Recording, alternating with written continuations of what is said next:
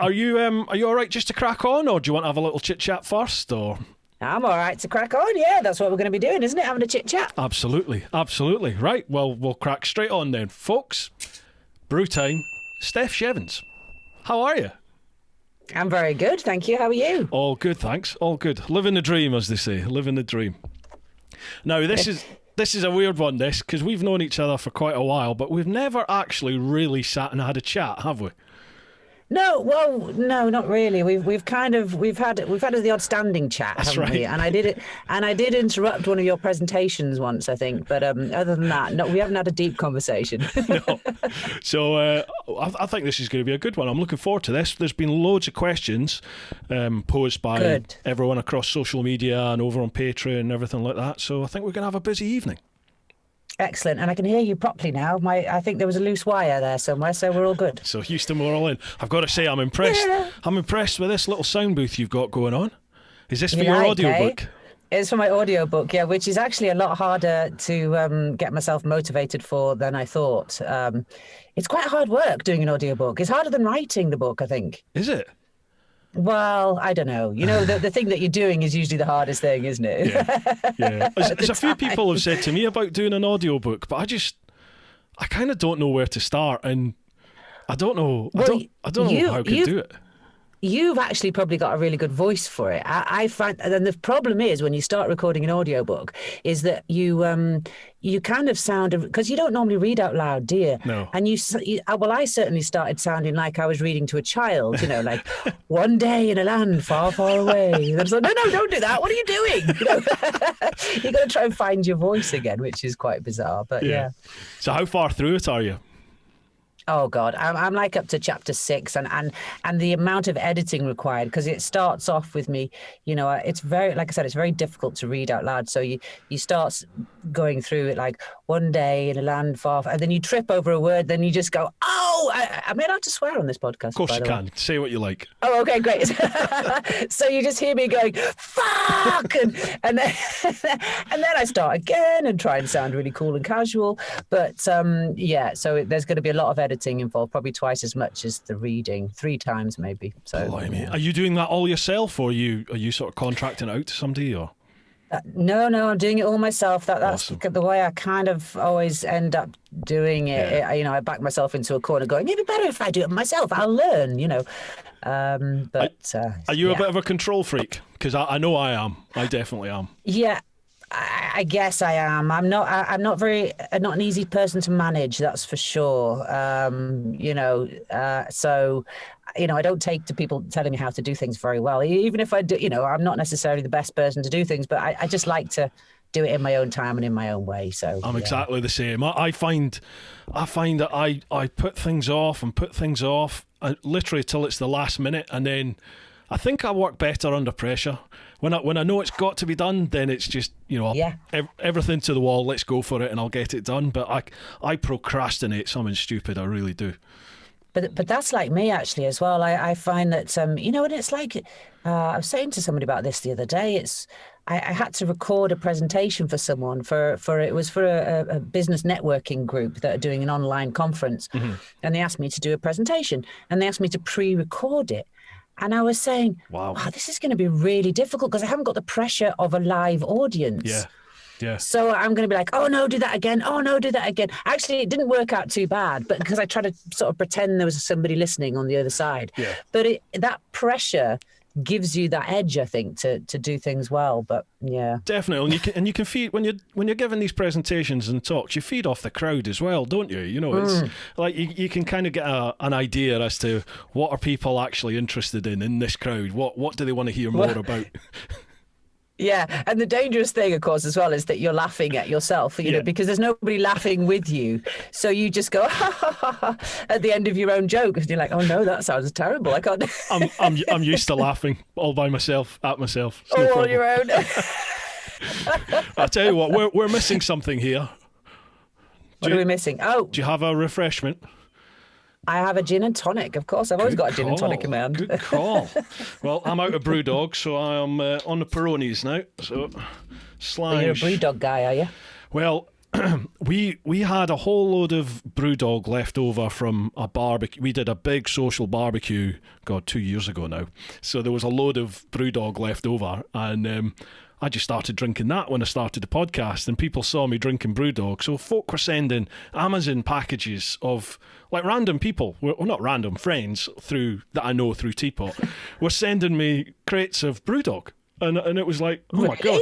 Yeah, it was incredible. Thank you very much. Oh, well, would it work for me? This is gin and tonic. Yeah. I'm on the wrong camera. Gin and tonic. You might regret saying that. On the other hand, you might not. I doubt it. Cheers.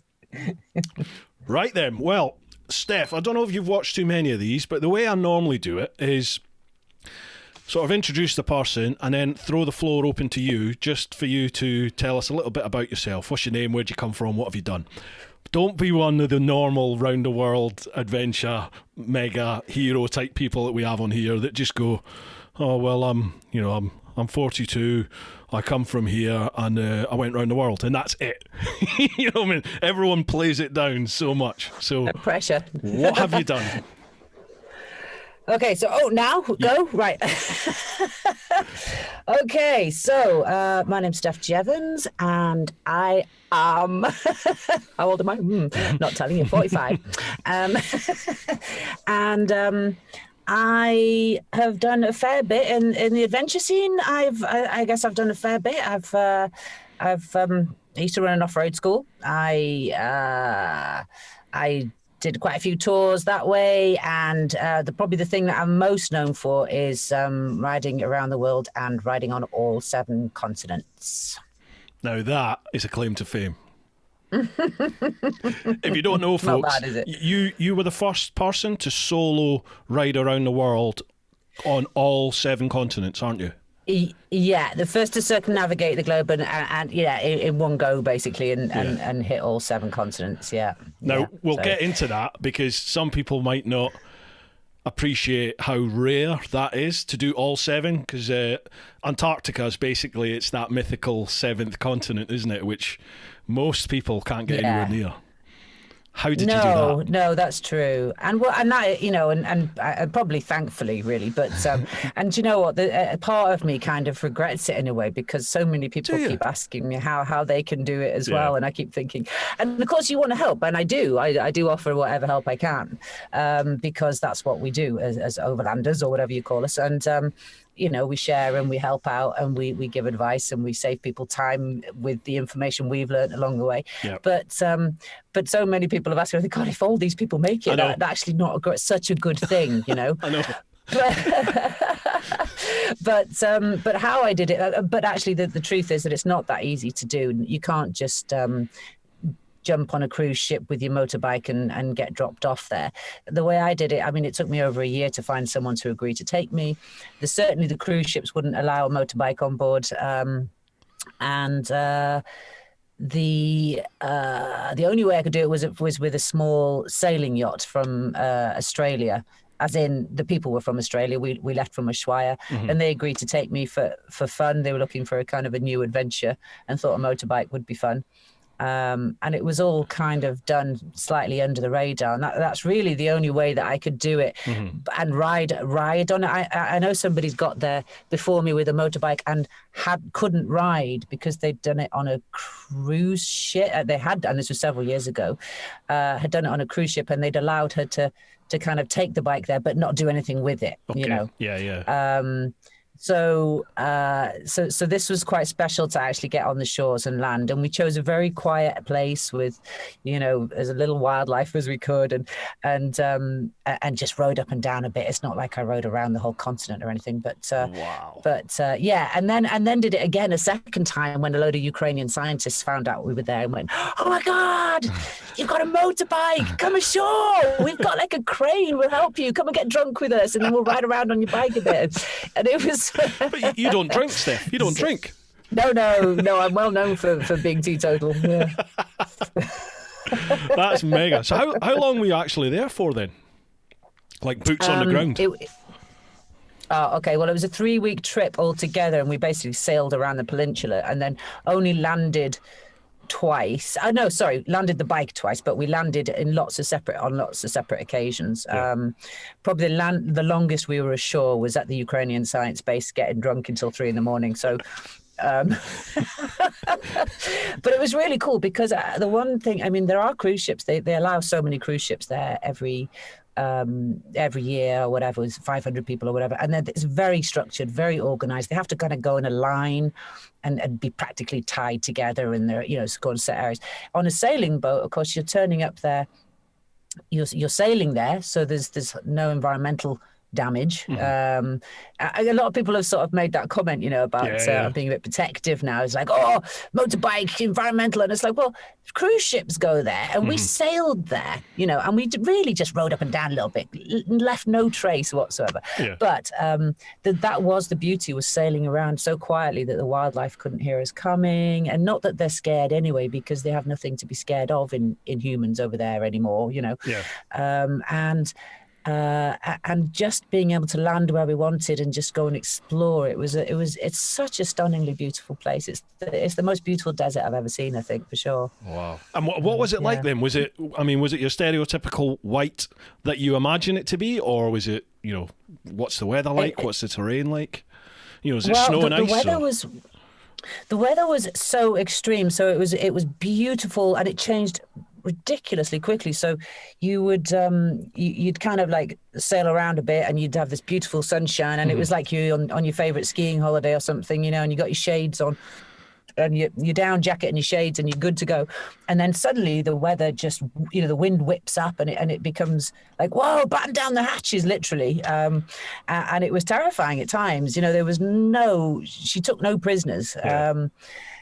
But it was stunningly beautiful. It was better than I had ever imagined. Like, I went kayaking one morning, hungover, and thought best cure for a hangover is to go kayaking in Antarctica.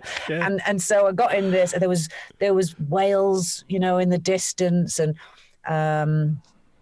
we got close to some icebergs, and it was sort of shimmering in the sunlight, and it had this sort of very bluey, dreamlike quality. It was like not of this earth. I just remember sitting there going, exactly, wow, I just couldn't have imagined it this beautiful, So yeah, very cool place. I'm sure. No pun intended. I'm sure there will be a question that asks this, but do you think that's probably your most favourite part of the trip, or favourite place? That moment when I landed and then rode the bike a bit and then wandered off on my own away from the rest of the crew and just sat on a rock, and I described this in my book, plug, and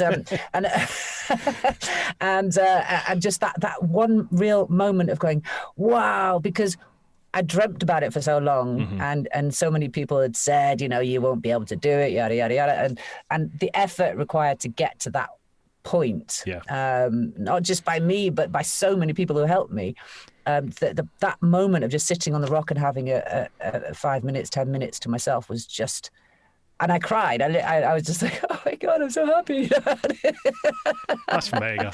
I mean, and it was such a high, it really was. You really have joined a very, very select crew of people. There's not that many people, full stop, is there, who have, never mind with a bike, but there's not that many people who've actually set foot in Antarctica. That's a fairly amazing achievement. Well done.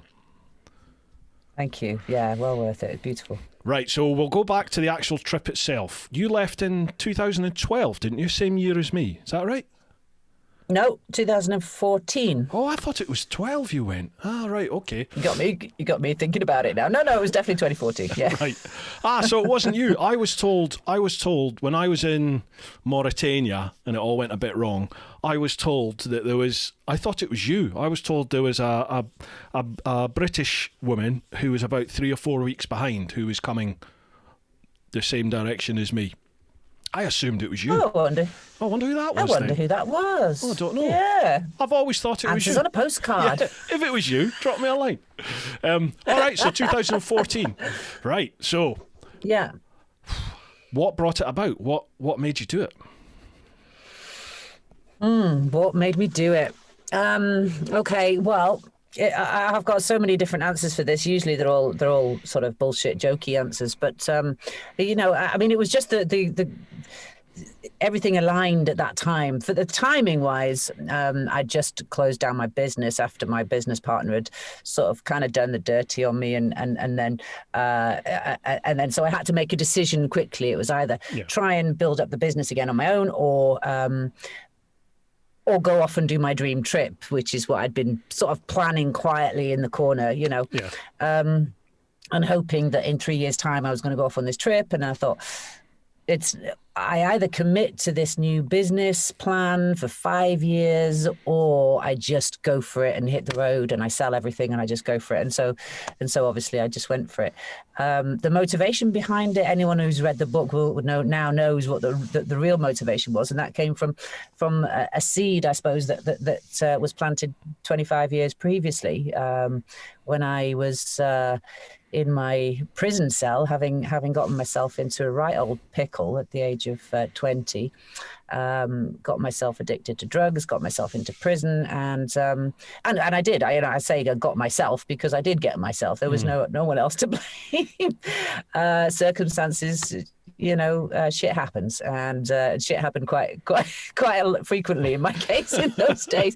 So I can't imagine why, but yeah, I found myself in prison, and I describe it in the book, and it sounds like I've made it up, but it really is true that I had this kind of epiphany moment where I was in my prison cell. I'm looking out of the cell window and I see this. When you're sort of daydreaming and you start imagining, and it's almost like you are dreaming. You just sort of, your mind wanders. And I was looking at this tree, and I imagined it as a baobab tree, and I thought, one day I'm gonna travel the world, and I'm gonna make the most of my life, and I'm gonna stop fucking around. Yeah.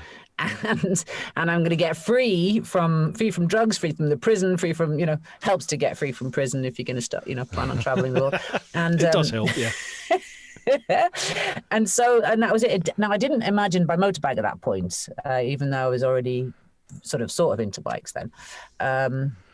But yeah, I that was my plan. And when I got out of prison, I sorted myself out. I, started studying. Well, I started studying inside, and then I got my shit together, shall we say, and set up my own business eventually, and owned a couple of houses, had a normal life, and did a lot of travel, but that sort of itch was still there to do something big and to proper travel the world, Yeah. And so, it took a while, but I got there in the end. See, I'm always interested in this because, my whole thing around Teapot is the words that were said to me by my mum before she passed away. Live your life. That was the catalyst that sort of spurred me on to do this dream trip that I'd always thought about, but I've got this to do, I can't do it because of that. You always put barriers in front of yourself, don't you? And eventually you just get to that point where it's like, fuck it, I'm going for it. I'm going to do it. Yeah. And I'm always interested to know what that point is when somebody just goes, right, we're going for it.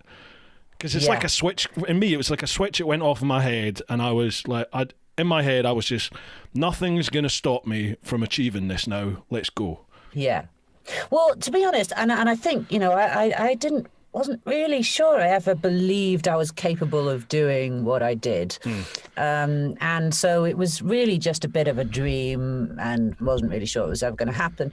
And I've got to say, I was just saying earlier about my business partner doing the dirty on me and stuff. He actually, I have a lot to thank him for as well, because meeting him in a random, in a chance meeting a few years previously, he taught me a lot about, there was two sides to him, and one of the good side of him was a pretty cool guy. And he is a pretty cool guy. Let's not go into the downsides of how our our business relationship ended. But the one thing he taught me was that together we made an awesome team for quite a long time. And the reason being was that he pulled me along where sometimes I'd play it too safe. And, I had a lot of good ideas, but I'm like, I don't know. And those barriers would come down, as that you were just talking about. And he would just go, fuck the barriers, let's go for it. And I'd be like, well, go on then. Okay, let's go for it. And I got carried along with his energy and enthusiasm, and that actually took me a long way. Whereas sometimes I'd have to pull him back and go, whoa there, steady on, you know. But that gave me a lot of self-belief, and the fact that he helped me get to the top of those sand dunes in Morocco, for example, on the motorbike, or the fact that we set up a successful business together, or the fact that, we achieved a lot that I thought was beyond me, so that gave me a lot. And I did a lot more riding, of course, with setting up an off-road school meant that I did a lot more riding. And so I suddenly thought, well, do you know what? And he's a bit of a he's achieved a lot in his life as well. And I also, through the off-road school, met a lot of people like John McGuinness, for example, what's his name, Carl Fogarty, who I don't particularly get on with. There's a story there, but but those kind of people, like Ron Haslam, those are cool people, really nice, mostly really nice people. 2/3 are really nice people, and. Oh, there's some stories there, Steph. There are some stories there. And oh dear. And I'm only halfway through my gin, wait till I got to the end. And but the point is, these guys are really cool, and they've achieved something great. And when you get to meet them, you go, oh, these are just normal people. These are just guys who have gone for it. And it gave me that belief in a way that, do you know what, just go for it. That's the only difference between, well, that and talent, I suppose. But, but in a lot of cases, that's the only thing stopping most of us, is that self-belief and that unwillingness to take that final leap, Yeah, absolutely. Totally agree. Into the unknown, I guess. And so I just took the leap. Yeah, good on you. I get a lot of people saying about my choice of bike, I would like to do a trip like yours, but I want to do it on this bike and I can't afford that. I have this bike at the moment and I want to do this. And I sort of turn around to people and I say, look, just like what Jacques Lucasson said to me, take the bike that makes you smile. Just whatever bike makes you smile, take it, because any bike will do that trip, but not any rider will do it. And the rider is the point that's going to fail. And it's just there, isn't it? So what was your big thing? What made, because that was a really long story. Sorry about that. But what was what was it that made you take that leap in the end? Yeah. I never used to ride bikes. I'd always wanted to, but never done it. My parents were against bikes, even though my dad was a biker in his youth. But bikes are dangerous, so you're not riding a bike, and that was that. And that continued into adult life, really. I just always thought, I fancy a bike, but I've got other things to spend my money on and blah, blah, blah, blah, blah.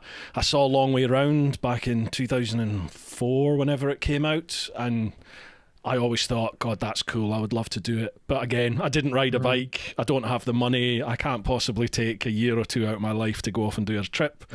Joined the old bill, then my mum got ill with cancer, she fought that for 10 years, and then it started getting the better of her right at the end, and we were sat in my living room watching the TV on a couch, and Long Way Round came on, one of the satellite TV channels, and again I started moaning, and she just turned around and she said, look, you've always spoke about doing this trip, you've always spoke about riding a bike, don't get to my stage where you're near the end and you regret what you've not done in life. We only get one chance, so look after those that you love, but live your life.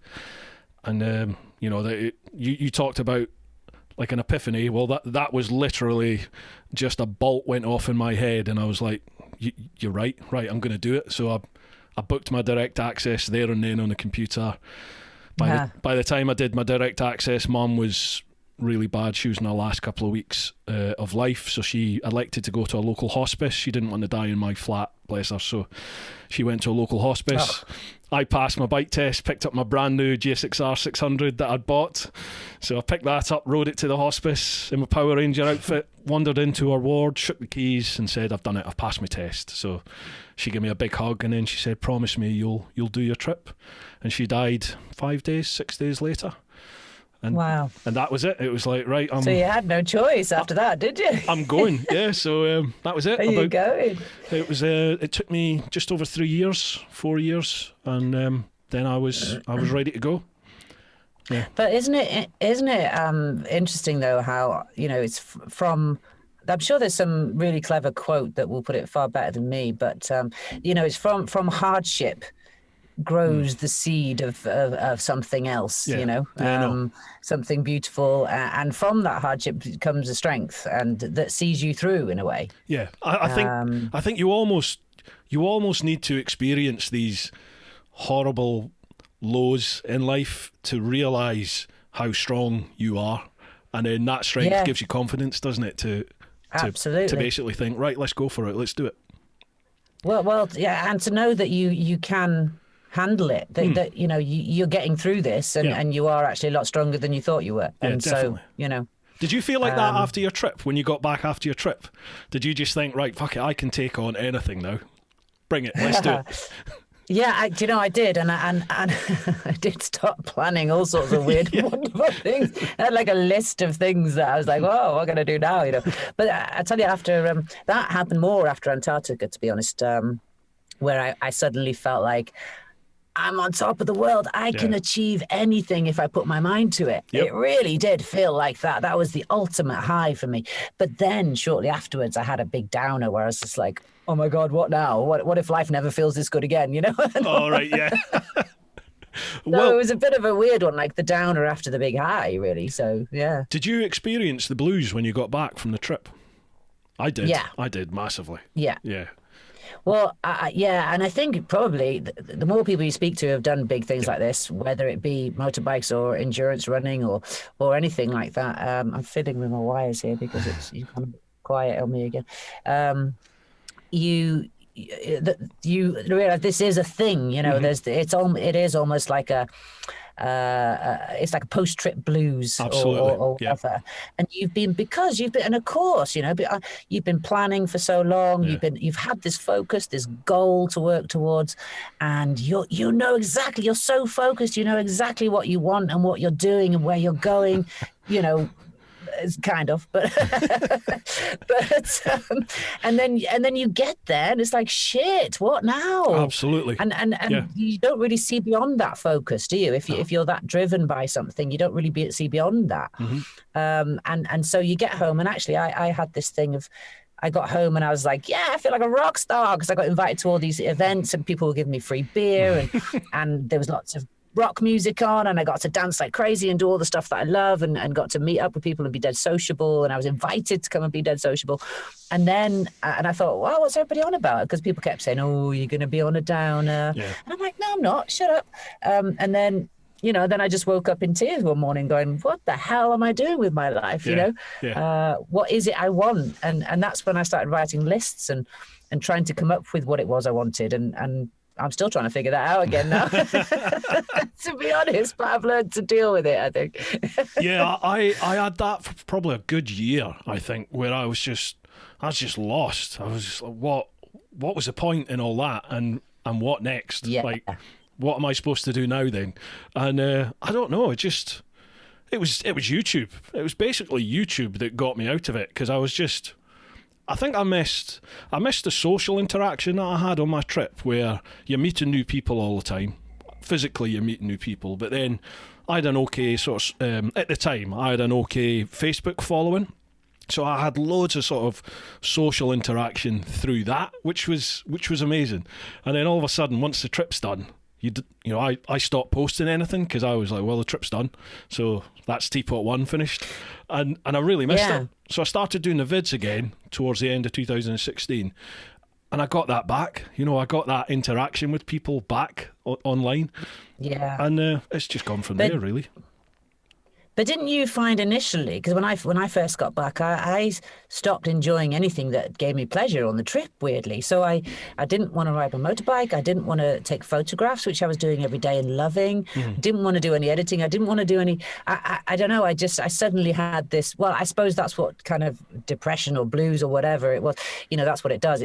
You stop enjoying the things that normally give you pleasure. And I suppose I definitely suffered from that. I just put everything away, and when that hit, I just put everything away and was not interested. But I think the other thing that I found was bizarre was that, and that I missed, was that as you're traveling through places, you don't really feel, oh, how can I put this? You don't really feel like the rules of life or whatever kind of they're not for you. You're just traveling through, and then everywhere you go, you're just traveling through, and it's just such a light feeling. There's no, you don't have any of the worries that you have in normal life.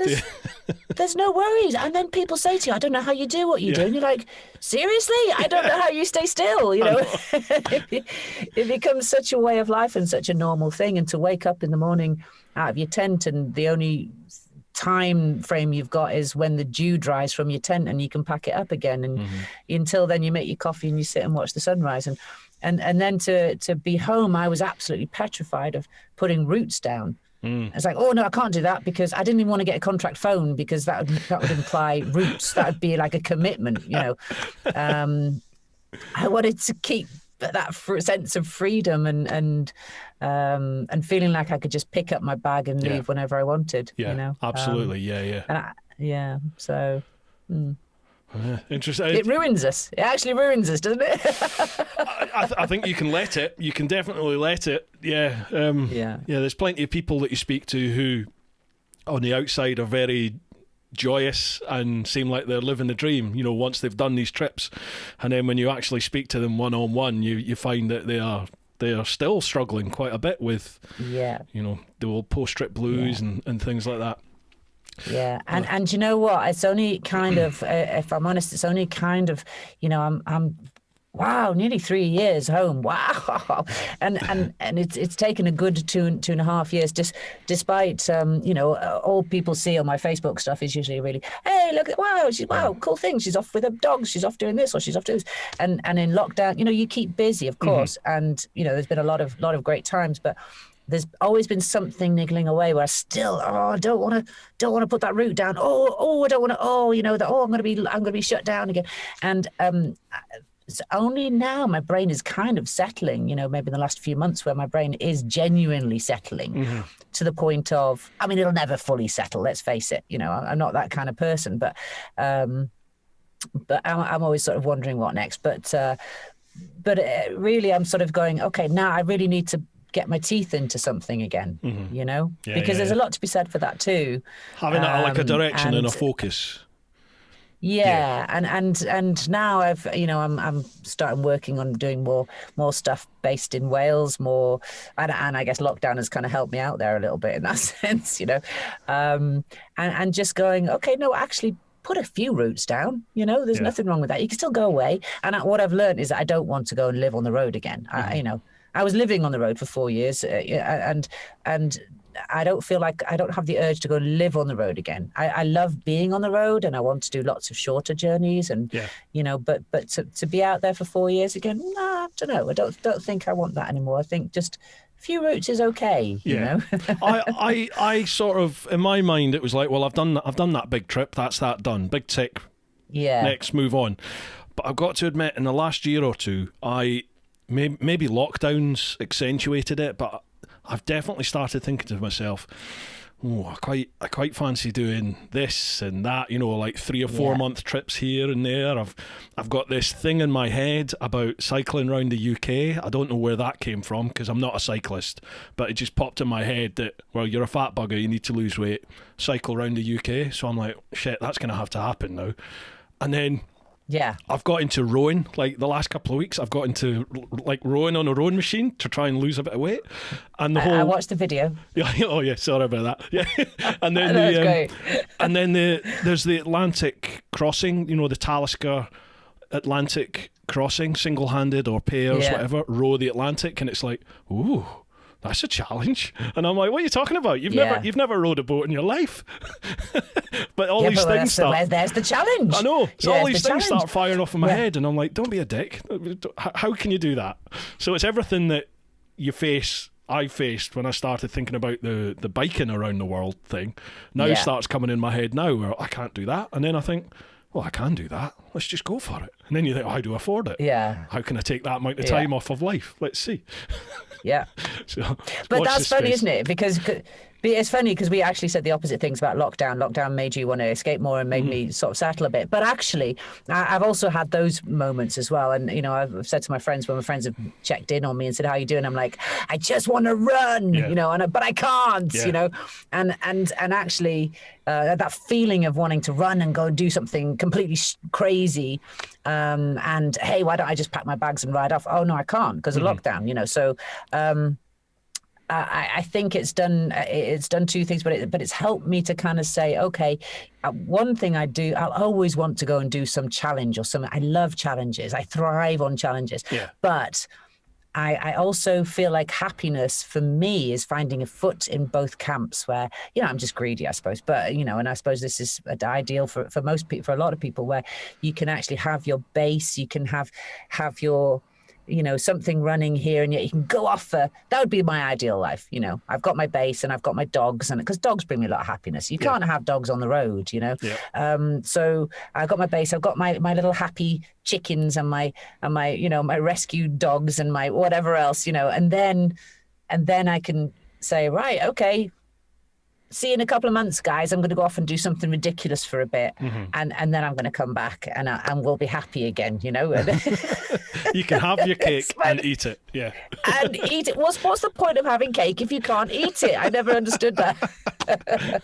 100%, absolutely. How would you fancy tackling some questions? Because we've got quite a few to get through. Bring it on. Yeah, let's see where it goes. Right, we will go. First off, we'll go to the clan over on Patreon. So it's patreon.com/TeapotOne. First one is from Amish Rider. Now, I know Amish. Cool name. Yeah. He's a good lad. I don't know if you've ever seen any of my Spanish trip videos where there's a guy that goes straight over a roundabout, nearly kills himself and no, goes... I haven't seen it. That's my mate Amish. But anyway. I like him already. Hi, Amish. This is quite a grown-up question for him. From a cultural perspective, I'm surprised he even knew how to spell that. From a cultural perspective, cultural perspective, which country most subverted your expectations? Oh, Amish, your wife said that question. There's no way you came up with that question yourself. Sorry. What's subverted? Is that like exceeded? I think, yeah, which I'm assuming it's what cultural perspective, which country was the biggest surprise to you? It was the total opposite of what you thought it would be. That's what I'm assuming. Oh, yeah, okay. Sorry, I get it now. Yeah. It's a total surprise to me. Good question. I mean, the first thing that springs to my mind is Iran, but it's almost a cliche now in that way, in that sense, because everybody sort of goes on about Iran that's been there, go on about it, don't they? But for good reason, I suppose. But I tell you what, I won't go into Iran because everyone's heard me and other people say how amazing it is, and it is. But I tell you where I loved was Sumatra. All right. Such a and I say yes, I loved it, and it did sort of it surprised me at how, and I don't know what I expected though really, but Sumatra, I had no idea what was going to be in Sumatra, and actually it was just such the most friendly place. In fact, sometimes it was too friendly. Like it's like I want to be alone now. Yeah. People say that, don't they? They say, well, you not get lonely when you're away on these trips, and you're like, yeah. It's actually quite hard to be alone. It really is at times, and definitely in places like Sumatra because they're so bloody friendly. Yeah. And I loved it. I found that the biker gangs, if you like, there who look like biker gangs, like the old-fashioned sort of British biker gangs, but on 150s and 125s. They have the RX King over there.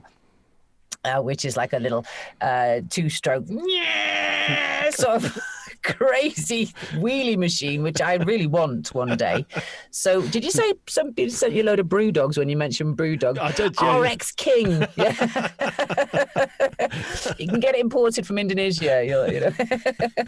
I don't think it'd be legal in this country, but somebody out there will manage it. Someone will manage it. But the culture there was just so cool. I got picked up by a these biker clubs, and they were passing me from one club to the next, to the next, to the next. Yeah. And they were waiting for me at each city line, if you like, and taking me off for all these different experiences, whether it be trying durian fruit or trying to make me sick with hot chilies, or taking me to the mosque to meet all the other biker gangs who were all stood out there on a Friday night, or taking me to the illegal race circuit, at 3:00 in the morning, or whatever. It was just such a cool gang. But I did find sometimes it was a bit overwhelming in the sense of it was like having a police escort everywhere. They wanted to protect me so much. It was a bit of kind of misogyny, I guess, going on in a way, if you want to be unkind. But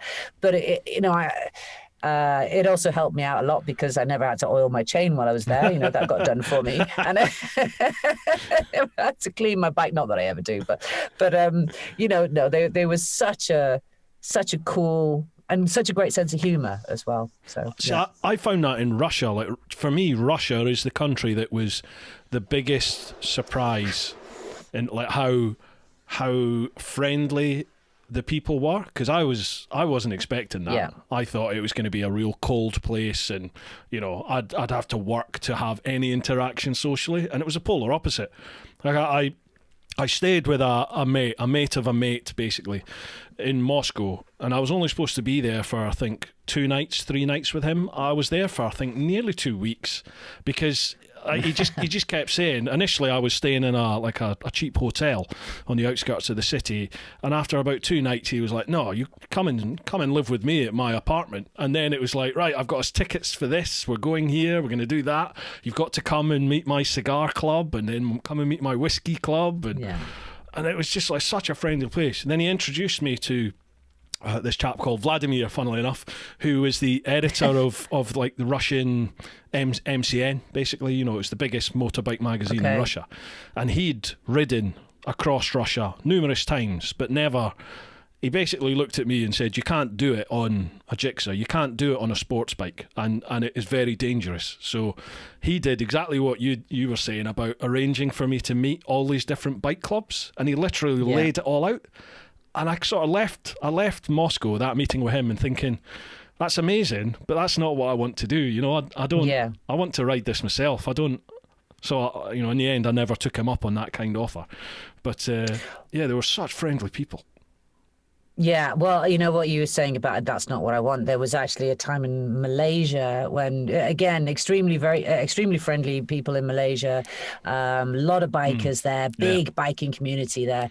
And I actually, at one point, people were organizing so much for me, to the point where I'd be riding with some guy, and he'd have sorted the hotel out. He'd have sorted where we were stopping, and every stop he says, "Oh, we just stop for a cup of tea here," or whatever.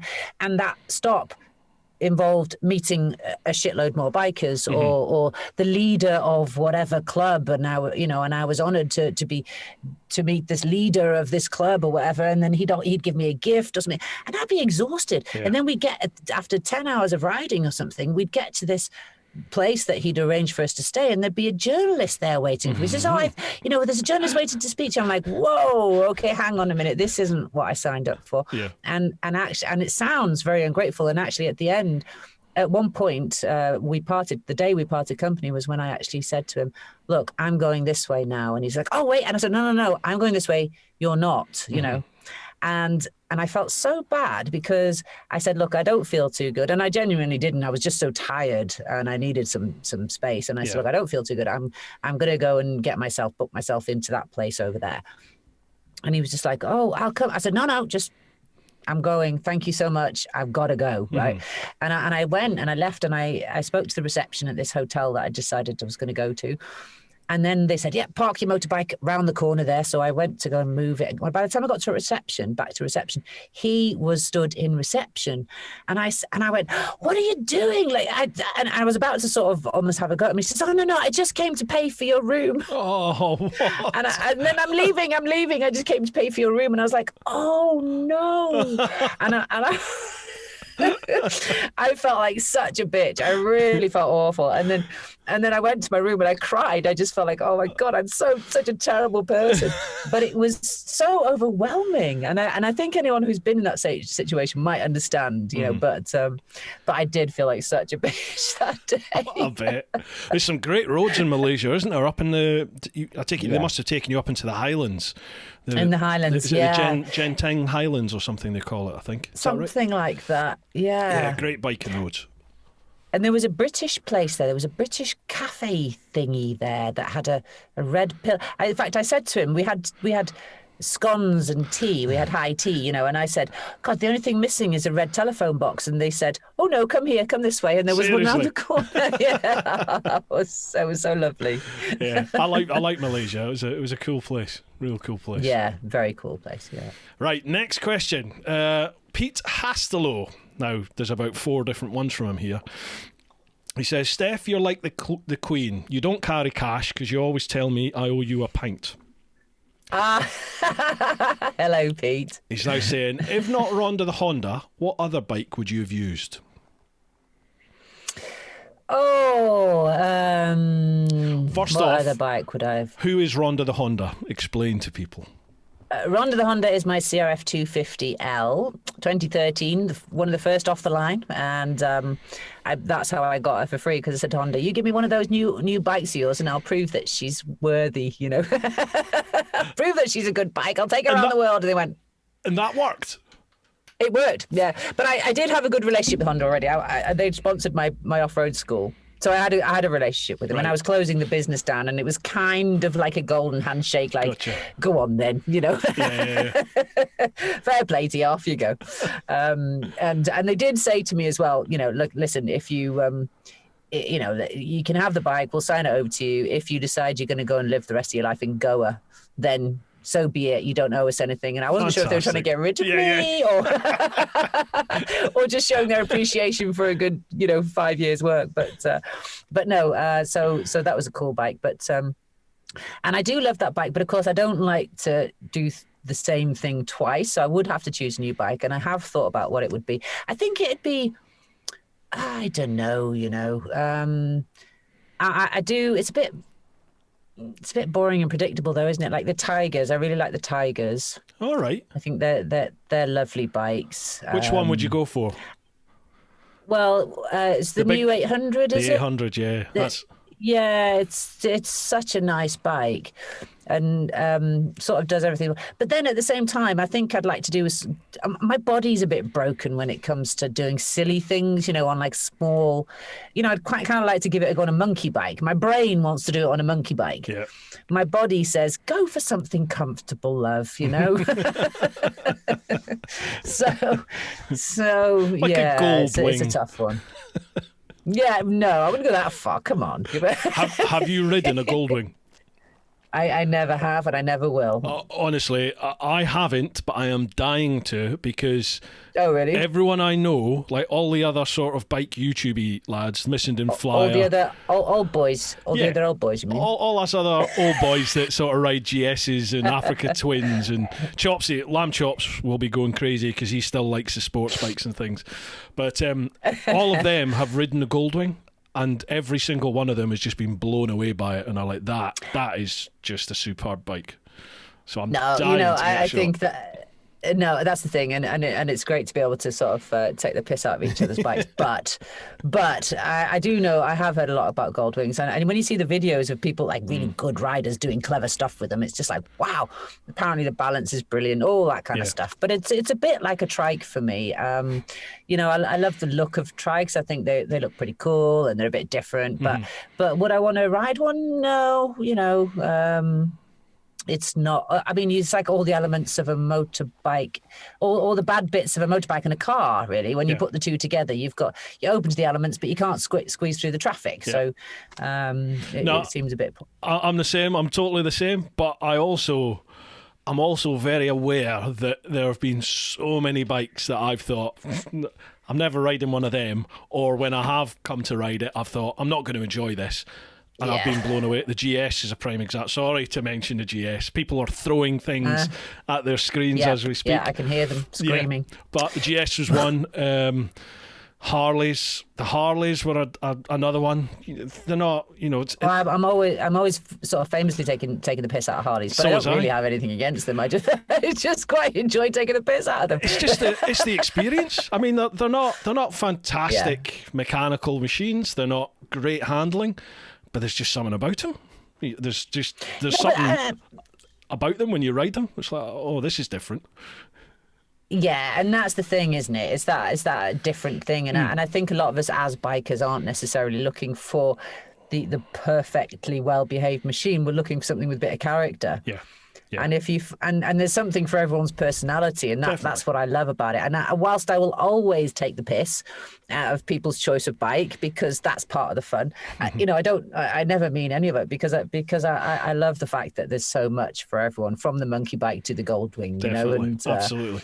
and everything in between. But so as I've been, dare I say it, getting older or slightly, but a lot more wear and tear in the wrists and the neck and the back and the hips and everything else, I am starting to look more at city uppy bikes, and and stuff like that. And the things that we used to take the piss out of when we were in our 20s on our matte black, chopped bikes or whatever, and going, oh, look at him with his, heated vest or his sit up and beg bike or whatever. Now you go, oh, actually that looks quite comfy, Heated doesn't vest. it? Oh yes.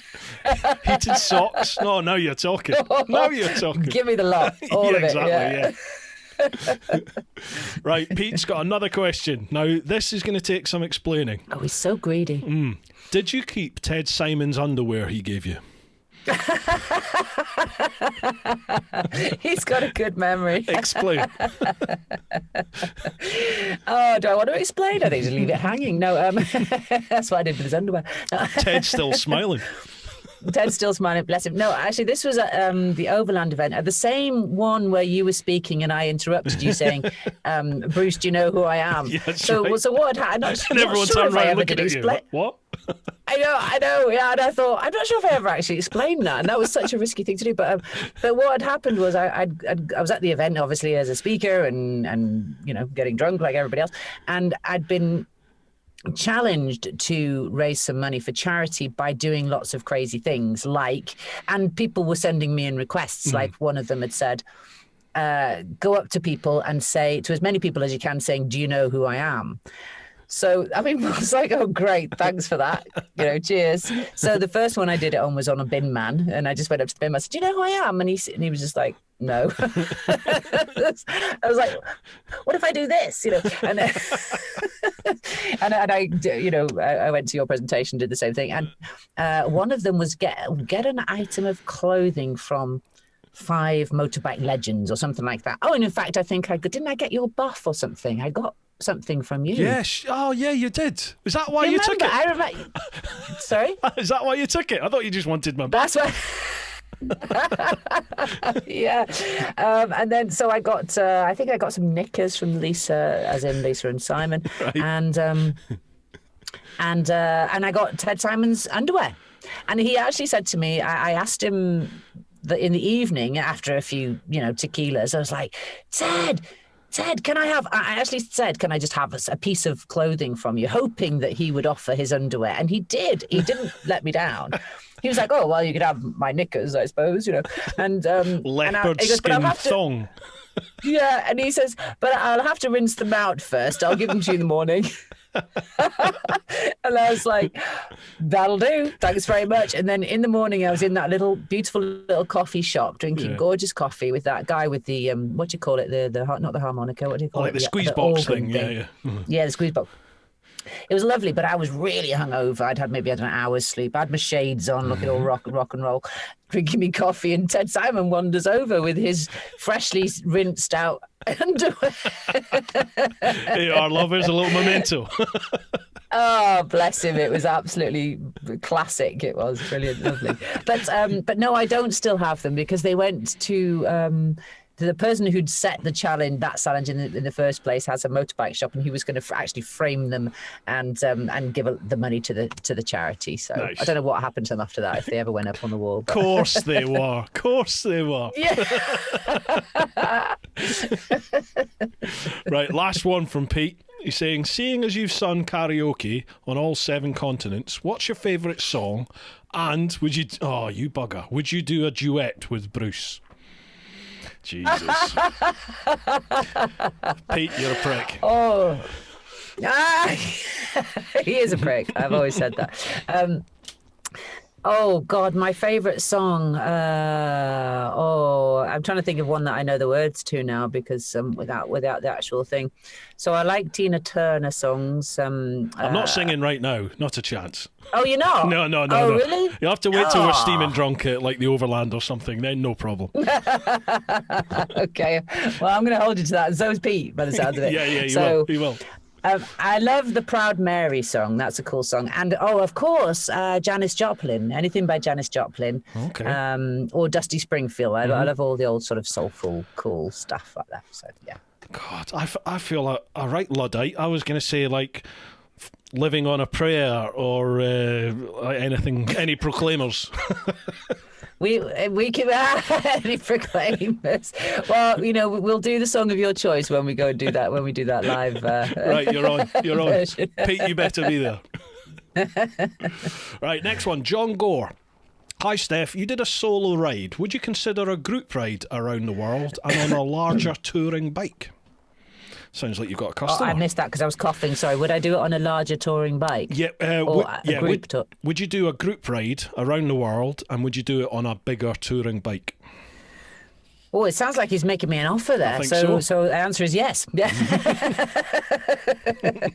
I would do it on a larger touring bike and I would do it with a group.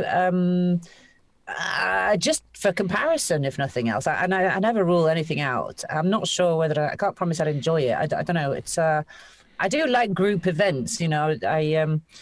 This was a very specific, had to be solo ride that I did, but I'm very much open to group stuff, and it always surprises me how much I enjoy it because I often think that I'm a bit of an antisocial cow sometimes, and often choose to be sort of recharging on my own somewhere. But then I can go and burst out for short periods and go, hey, I'm here, and then I have to go and hide away again. But so for a long period with a group might be difficult. But yeah, I would probably give it a go. I think you'd probably either hate everybody or form really strong friendships. Yeah. Yeah, I think only time would tell. That's part of the adventure, I suppose. Absolutely, yeah. You got to give it a go. Like I do tours myself. I've got a bit of a tour company, and it's only trips to Spain generally, biking trips to Spain, and they're only a week long.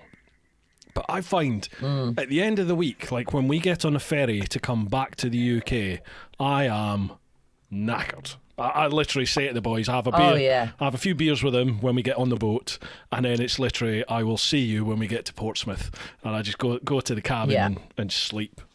So I can't imagine the sort of concentration needed for like a 6 month or 12 month. Yeah. Yeah, but you are in that sense, because I've done a lot of tours as well, as in like organised tours, and in that sense, it's a short burst of, you need some extreme energy there, because if you're the organiser of the tour, you have so much to think about, and not just where we're going, what we're doing, is everybody safe, what happens if somebody has an accident, what happens, You've also got the socialising at night. You're expected to be, and you want to be, sociable and, up for it and there till, last one standing at 3 a.m. or whatever. And then you've got to be professional head in the morning. And so after a couple of weeks, you are just wiped out completely. You're just saturated. You don't want any company. And I like I said, it's kind of surprises me at how much I enjoy those short bursts though. Last year, no, was it last year? I can't remember. Must be year before now, because we're just into a new year. I did the Girls on Top, the Everest Base Camp trip. Oh, yeah. And that was with like 23 women. And, I was thinking, yeah, I really want to do this. Part of me really wants to do this. There's a little piece of me that's going, shit, I'm terrified. I'm going to deal with 25 women, in an extreme situation for a couple of weeks. How am I actually going to cope? And thankfully, my friend Danny, or Danny the Leg, as I call her, I have nicknames for all my close friends, and Danny the Leg, she was coming along with me, and I thought, oh, thank God, because she's like my rock in these situations. She's always very cool and calm and collected. Even if she's shitting herself in her head, she always looks really calm. Yeah, yeah. And she listens to me moaning or having a rant or whatever, and we always share a room together. After we met on a trip in America, actually, and again, I had to share a room with her. I thought, oh God, who am I going to share with? And we're lifelong friends. So it always surprises me at how sociable I can be. But she was there. And at one point, at the end of the trip, she woke me up at 6 a.m. and we didn't get in until God knows what time, after a really quite an extreme event. And she said, come on, get up. Some of them are leaving this morning. They're getting on their plane soon. And we've got to go and say goodbye. And I'm like, fuck off. I'm not getting out of bed. I was so tired. I couldn't. And then I'm glad nobody took a picture, because she said, come on, you've got to go and say goodbye. I'm like, ugh. And I kind of got my dressing gown on. We didn't even I think we didn't get our luggage until the next morning. So all I had was my long johns on, my muddy, dirty, sweaty long johns, and the hotel dressing gown over the top of that. And we went into the breakfast room, and my face was twisted and my hair was baked to her head, and I was just like, oh, bye, And amazing how she dragged me there. I have no idea, but so Steph I was Jeavons, so ever the wiped out. professional. Ever the professional, yeah. But I tell you what, it was such a cool trip, and we're still in touch. We still have reunions, and we've got our own, of course, the WhatsApp group, and there's such cool women that were on board. So I do really enjoy group events, actually. Yeah. Awesome. Everest Base Camp, what's that like? It was cool. I mean, the trip, it's getting there is obviously the adventure. When you get there, it's kind of, I mean, we all thought, okay, well, we're here now. Again, it was like, it was all leading up to this amazing moment. And actually the amazing moment was the getting there in the first place, you know, and the old cliche, I suppose. And, but it was at 5 o'clock in the morning. That we couldn't see Everest when we got there because it was all cloudy, and it was at 5 a.m. the next morning that she appeared, and all sort of pink and misty. It was gorgeous. Oh wow! So yeah, it was a lovely trip, and Tibet is such a stunning place. So. It's another place I want to go to, but one day we'll get there. One day. Right, yeah. The next one. Now, have you heard of a chap called Pete English? Yes. You have? Right. Pete's sort of... Why do I know that name, though? He's very well known on this podcast for his questions. Pete has a unique way of he's got a unique question style. They definitely make you think. So... Oh, God. Pete says, Happy New Year. Hope you're both fitting well. Cheers, Pete. Not too bad, thank you. Question. Here's Pete. Do you trust a man with a limp handshake? And if not, why not?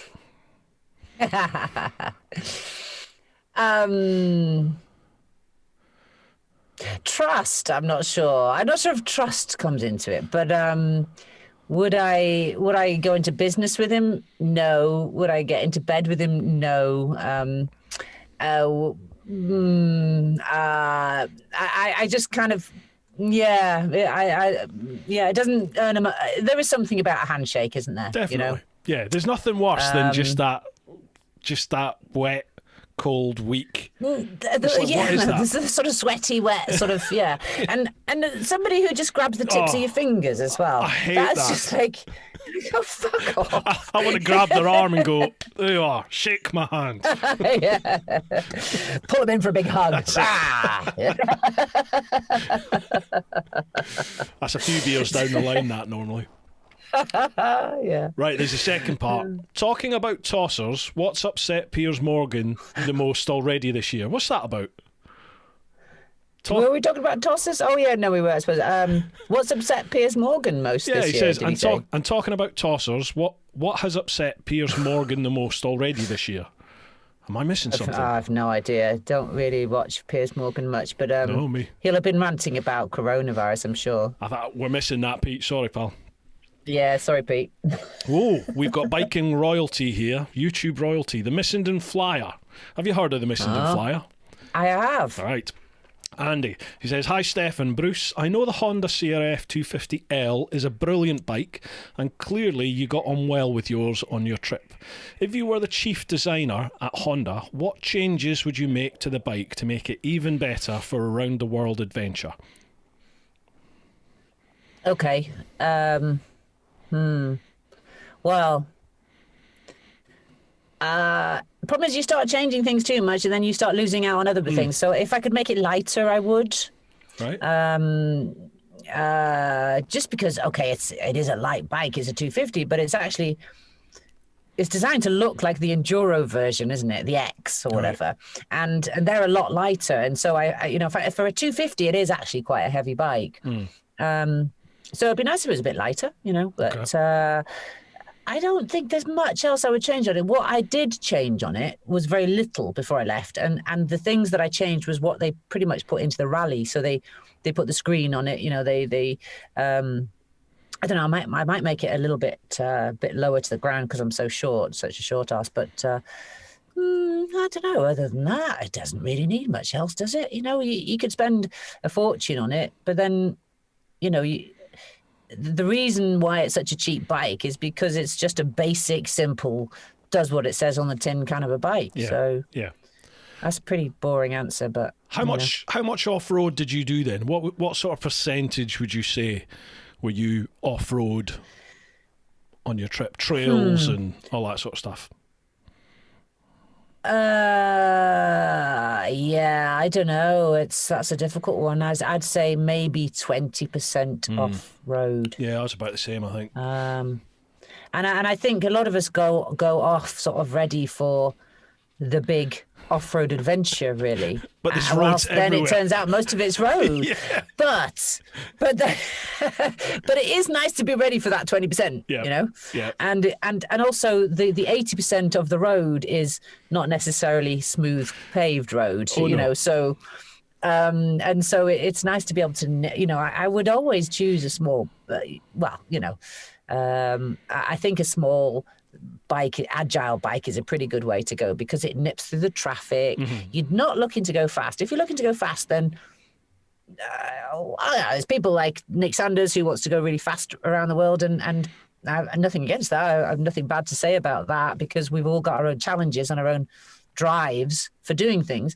That's not for me. I don't want to speed through places, although I might one day. So, but I wanted something that was going to keep me nice and steady, be able to nip around through the traffic. And a lot of places you can't do even 60 miles an hour. You've got religious cows in the way. You've got you've got potholes. You've got chickens. You've got children. You've got sand. You've got whatever. And but those dirt trails up through the mountains, knowing that you are capable of picking your own bike up and dragging it out of a ditch and taking that dirt road to wherever it leads, is just a wonderful feeling. Knowing that your bike is not a burden to you, regardless of the situation, is kind of a cool thing. So, but of course, there'll be the odd time where you're going, oh shit, I wish I had a bigger bike because this is a really long, boring straight road. Ruta 4 is it on down through Argentina and Chile. Towards Ushuaia, that was the most boring, long, straight road. So is that the gravel section? The last little gravel section, no? Oh no, there's that last little gravel section, but before that, you've got just a long, straight, highway, windy road all the way, and it's just like fucking hell. Just I want a faster bike today, but. Most of the time, I was grateful for a little one. Yeah. So, yeah. I've got to admit, for me, I would say it's because of the bike I did it on. Plus, I don't have any off-road skill. It's well documented on my vids that I don't know what I'm doing off-road. But it was the off-road sections that are the most memorable to me because it was kind of hard work on a jigsaw. Plus, the sense of achievement when you get through it. You're just like, wow, I did that. Yep. We managed it. Happy days. And those bits really stick in my mind. I don't know if you noticed, but I remember there were bits of my trip. There was parts in Russia. There was parts in, I remember Chile, the Atacama Desert and stuff, where I'm on a road. It is a highway. There is tarmac, asphalt. and I see somewhere and I'm like, I've seen this in someone's video before. And then you look and you think, I know exactly what you've done. You've just ridden a little bit off the road into the dirt and taken a picture or got some video footage and you're like, you saucy bugger, I see how this works. Do you know what? That's actually quite funny because, I think we might all be a little bit guilty of that occasionally, like, just getting the tarmac out of the way and getting the dirt shot, you know. But there are some people who take that to the extreme. And I think it doesn't matter what you do. If you want to stick to the tarmac, do it. Just be honest about it, you know. And make it your ride. It doesn't matter what. Forget everybody else's expectations. You go and have your trip and enjoy it, and that's the main thing. But we're not breaking records. We're not saving lives here. We're not heroes. We're just out to selfishly have a good time, right? Yeah. So let's not pretend. But there are some people I have seen who like, for example, there was this woman. I saw this image of this woman who took this shot, who swore that she was. I'm not even going to mention the make of bike in case anybody puts two and two together. I can't even remember her name, so I don't want to be. But I saw that it was a couple of years ago now. But I saw this picture, and she was saying she just wild camped. And there was a picture of her next to her tent and her bike looking really gorgeous and sexy and blow-dried hair and perfect makeup and eyeliner and mascara to die for. She looked stunning. Fair play. It was a great photograph. There's no fucking way she'd wild camped that night. There's no hairdryers. There's no hairdryers in the wild. I'm sure of it, you know. So I could be wrong. Maybe she just naturally looks like that. But I had somebody once say, sorry, go on. It's maybe something Touratech do. It's maybe a Touratech hairdryer that you plug into your bike. But I tell you what, I had somebody once say to me on Facebook, I'll never forget it. They said, Steph, you know, you're so brave. And I'm thinking, because I ride my motorbike in some cool places and stuff. And they were like, no, you're so brave because you do all these video diaries with looking such a mess with no makeup and your hair all over. Thanks very much. I was like, cheers, okay.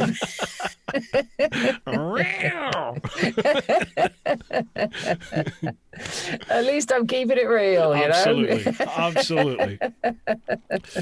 Right, cheers for that, TMF. Next one, Johnny Hackinson. Hi, Steph. I'm sure here we go. I'm sure Bruce told you already that he too rode a bike around the world, but can you tell us what inspired you to do it? Well, we kind of touched on that, didn't we?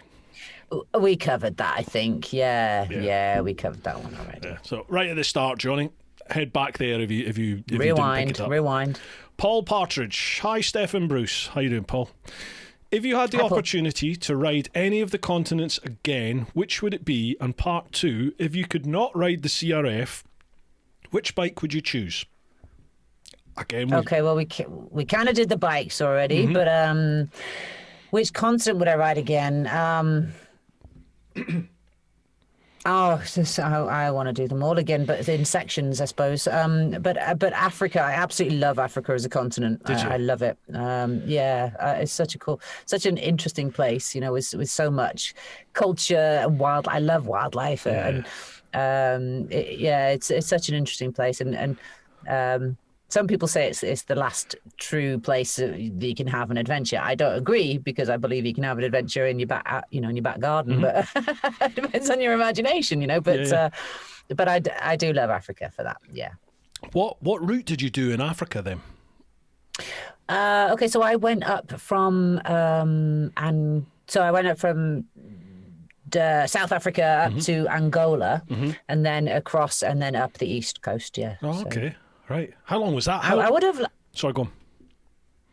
I was going to say I would love to circumnavigate Africa. I want to go all the way around. That is something I'd still like to do. But you know, were we going to say how long did it take? Yeah. Do you know? I can't remember. I think it was. Maybe was it a year in the end? Wow. Oh no, 8 months or something like that. Maybe. Wow. I can't remember. It's such a good time. Did it actually happen? I have no idea. Yeah, Africa's still on my list because it beat me, and I want to go back and sort of tick it tick that one off the box. I want to go. I tried to circumnavigate round, and basically the first quarter of it, I got to Mauritania, and it was just a bad time. So, yeah, I would like to go back and give that another bash, definitely. It's worth it. I got to a point where I was in Kenya and they wouldn't let me through Ethiopia, and I was kicking and screaming and like, oh no, and what happens now if I can't get through Ethiopia? There's no other way around, sort of thing. And because you'd have to kind of go through South Sudan, which you can't do, and all that kind of thing. And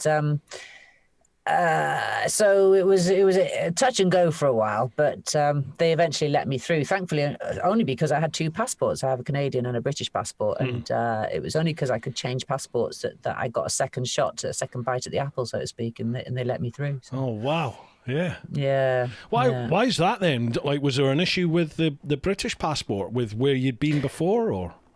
No, it wasn't particularly where I'd been. It was the fact that Ethiopia can be quite bureaucratic, bizarrely bureaucratic, and they like to stamp their feet occasionally. And before that, the week before, they'd been accepted. So they'd say to you, okay, well, you can come in as long as you have a letter from your embassy saying that your embassy are prepared to take full responsibility for you financially and anything else, whatever. And of course, your embassy is not going to do that. But if the shit hits the fan, your embassy is going to basically, look after you. And no embassy will do that. So what the embassy do is write a letter saying, we can confirm that we can't provide this letter that you ask for. And you take the letter saying we can't give this letter to the Ethiopian embassy, and they say, that'll do, stamp it, away you go.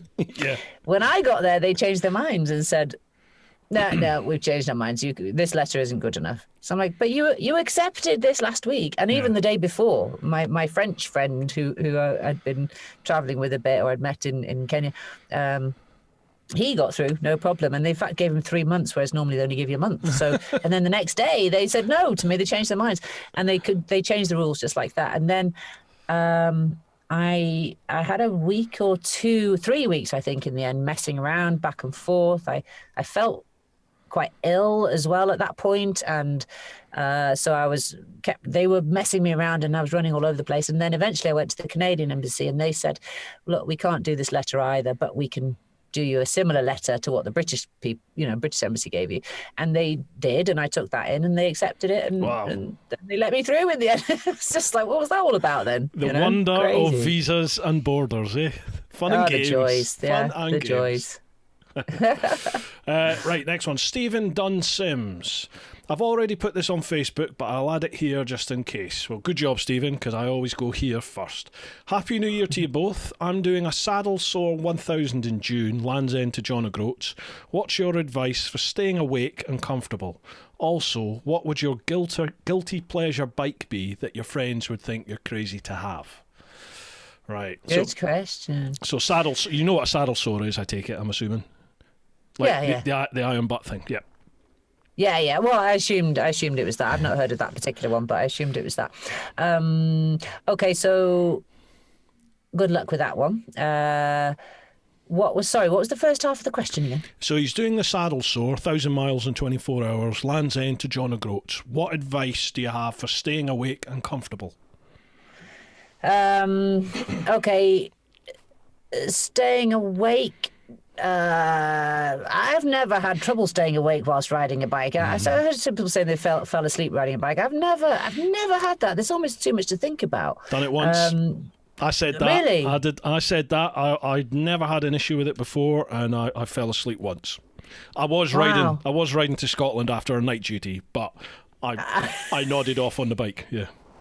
Wow. Scary shit. Yeah, it was. But yeah. So I don't know. I mean, I guess just keep stopping regularly for breaks. Lots of biscuits in your pocket, and if all else fails, Red Bull. I found like staying hydrated. I found that was probably the biggest sort of lesson about me that I learned. Well, not biggest, but one of the lessons I learned about me on the world trip was being dehydrated really affects me badly. Like my concentration goes, my temperament I have no patience for anything if I'm dehydrated. So I started to learn that if I've got a border coming up, get water in me and make sure I've got water for the border. Definitely, that's so true. Yeah, I've got to the points where I've not fallen asleep, but I've gone, oh, that grass verge looks really comfy. Yeah. And Yeah. So yeah, no, hydration is really good one actually. Yeah. Yeah. And like you just said, Steph, Steve, this is a 24-hour challenge. So, keep your sugar levels up, keep hydrated.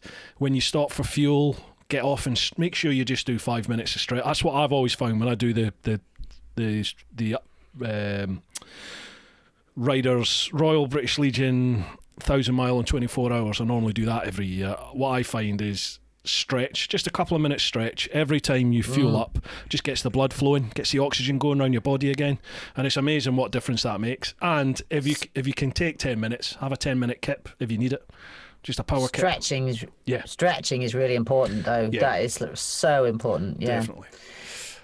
His next part of the question: what would your guilty pleasure bike be that your friends would think you're crazy to have? Oh, that's your trike, isn't it? No, I don't want a trike. I don't. What, you heard it here first. Steph Jeavons going to be on a trike. I do have a friend in Canada who he got me to sit on his Harley, and wait. Sorry. Yeah. Don't edit that. I don't edit that. Yeah. That he called Princess, and he took a photograph of me on his Harley, and he kept putting it up on Facebook, going #Harley lover. Yeah. Harley lover, secret Harley lover. That was it. But no, not really for me though. I don't know. I don't really have a secret. No, don't really have one. What about you? Do you have one? I mean, I'm genuinely kind of taken with Harleys. I really enjoyed. Yeah, you like the Harley. I really enjoyed the Fat Boy. I loved the sound and the feel of riding the Fat Boy. But then I've just had the Triumph Rocket 3, and to me, out of all the bikes I've ridden so far, that's sort of, I would say, the closest competitor to the Fat Boy. The Fat Boy wins it on the engine, on the sound, but the Triumph wins it with everything else for me. I've got to say, okay, I'll admit it. So I drove through, because I was support vehicle. I was the support vehicle on this particular motorbike trip across America, and we drove through Sturgis during the Sturgis rally, and there was a point where I was just surrounded by Harleys, like the whole track was just surrounded by Harleys, and I thought, whoa, it was like that sort of feeling you get with a V8 engine where it kind of goes through you, or a roar of a lion as well. That's another one that sort of vibrates through you. And I thought, oh, actually, you know what? That was actually quite cool. I was a little bit turned on by that sound. So, so Harleys occasionally in the right lighting and the right mood can turn me on. So, and that's the last time I'm ever admitting that. In the right place, they make sense. But when it's pissing down on some shitty traffic-strewn British road, you're like, this is not the environment for a Harley. And particularly sort of twisty Welsh or Scottish roads, right? Yeah. They're just not necessarily ideal. But hey, we don't. As we said before, we don't need ideal. We just want something that gives us a bit of pleasure, right? Whatever, pardon the expression, but whatever tickles your danglies. Whatever turns you. Absolutely, that's it. Exactly. I have a thing for electric bikes. You ever ridden an electric bike? Oh dear. Well impressed. Do you know what I did? I did once, many years ago, when they first came out. I think it was probably a good 10 years ago, and Zero came out with a dirt bike. Oh yeah. And I was working with Honda at the time, and we were doing like this display day where all the manufacturers came together, and we brought our dirt bikes all to the same spot and let people try all these different bikes. And Zero brought their first dirt bike. And people were allowed to test it out on the scramble track, and I was just like, "Oh, can I have a go?" And they said, "Yeah, wait till all the sort of customers have gone, and then come and have a play." And I jumped on it, and I rode around this scramble track, and I could not believe the torque, for example. And the fact that the problem was when there was no noise, the fact that there was no engine noise. When I'm going around the corner or taking a jump, and I would go, "Fucking hell!" and screaming in my helmet, and go, "Wow!" And there was no engine noise to drown it out. So it was. Everyone could hear me scream. But I did thoroughly enjoy it. That's the only electric bike I've ridden, actually. You should try the new ones. Zero are still... There's two main sort of industry leaders commercially, for like commercial electric bikes these days, and that's Zero. And then there's an Italian one called Energica. So the two of them are pretty much leading the way. There's a few other new ones coming on the horizon now, but for your big electric bikes to rival, your big petrol bikes that most people would own, it's those two. And there's a company called English Electric Motor Company based over in, is it Ipswich or Norfolk? But I'm sure they would be more than willing to give you a loaner, or even if you wanted, you can go and visit them. They've got an off-road track built there. They've got bars. They have bands play when. Really? Yeah. What are they called again? English Electric Motor Company.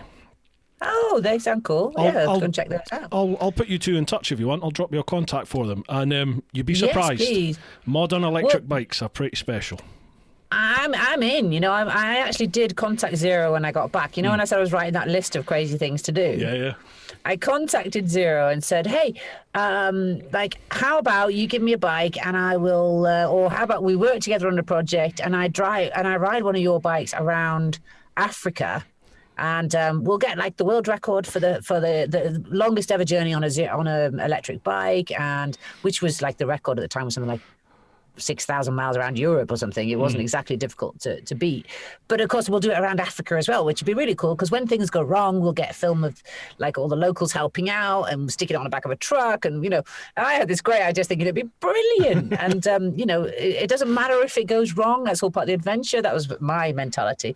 And they thought about it and they took it to their sort of Europe head office or whatever. And it came back as not sure we're quite ready for that one yet, Steph. So, which is probably quite sensible. Because I'm working on the Round the World by Electric. Yeah. Well, there you go. Yeah. I mean, it's good fun. I mean, it's the future, of course. So we've got to embrace it, haven't we? Yeah. I think there's lots of minuses, but there's a lot of pluses with it. And there's even in the couple of years that I've sort of had them on my horizon, there's such development and progress come even in the last couple of years. It's phenomenal.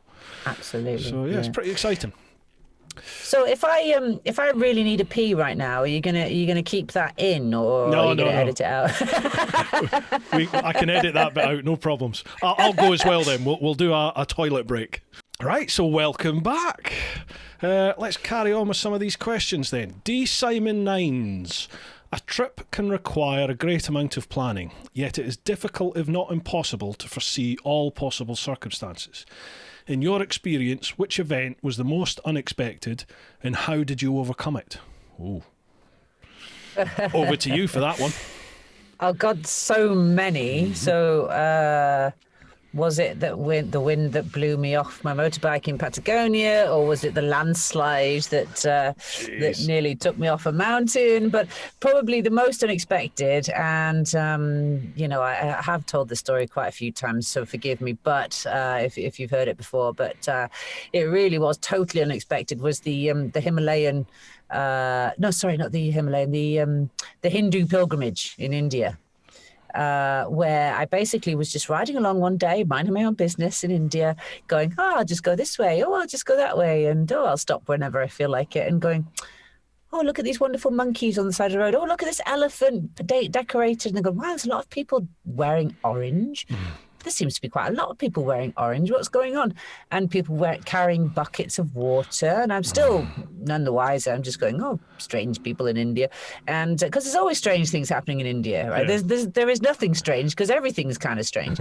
And then it got busier and it got busier. And eventually I ended up in the middle of the busiest and the biggest Hindu pilgrimage in India, and thousands of people around me. I was in a gridlock, so it took me several hours to do 10 kilometers, about 8 hours to do 10 kilometers. And I got dehydrated. I couldn't move, literally, I couldn't move. And the people around me were going, "You're crazy, you shouldn't be here." And I'm like, "No shit, Sherlock," and what do you expect me to do? And that I mean, I nearly fainted, and I had to hold on to the bike, and I was sort of going, if you faint now, you're you're done. They'll get crushed, and because there were stampedes coming through and all sorts, and that was probably, pardon me, that was probably one of my scariest moments, and definitely the most unexpected. Wow. And I got out of there thanks to the help of one guy who gave me some of his water, because I'd run out several hours previously. And helped me drag the bike through the crowd into a ditch, and then along the ditch, and then out of the ditch, and then eventually to a barricade, a police barricade that they'd taken over a hotel and were using it as a base. And eventually they let me in when I saw my red face, and they're like, no, you can't come in. I was like, you let me in. So the Welsh swearing came out, and they let me in. They're like, oh, okay, let her in. And and I stayed there overnight listening to AC/DC, dancing around the room in my knickers going, my God, I'm alive. How cool is that? What, you stayed in a police station? No, it was a hotel, but the police hotel, were using it as a base for the event. Yeah, so that was totally unexpected. How long? I mean, shockingly unexpected. How long did you spend in India then? Oh, again, I can't remember. About I think it was about 8 weeks in all. Wow. Would you go back? So I've been back since. I went back and did a recce for a Tata Nano rally, little mini car rally that I was going to do.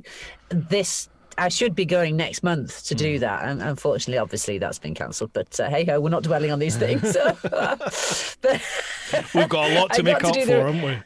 I got to do the recce, so that was cool. But and I had so much fun doing the recce because India is one of those places that you get addicted to weirdly. You know, it's just like, because if you love adventure, then you're going to love India, because it's so full of the unexpected, and it's full of colour and vibrancy and smells and dirt and all those other things. But amongst that, you find these gems and these amazing people and these big smiling faces, and it tests you. It really does, and I absolutely loved it. I went there at the hottest time of the year, so that was completely stupid of me, you know.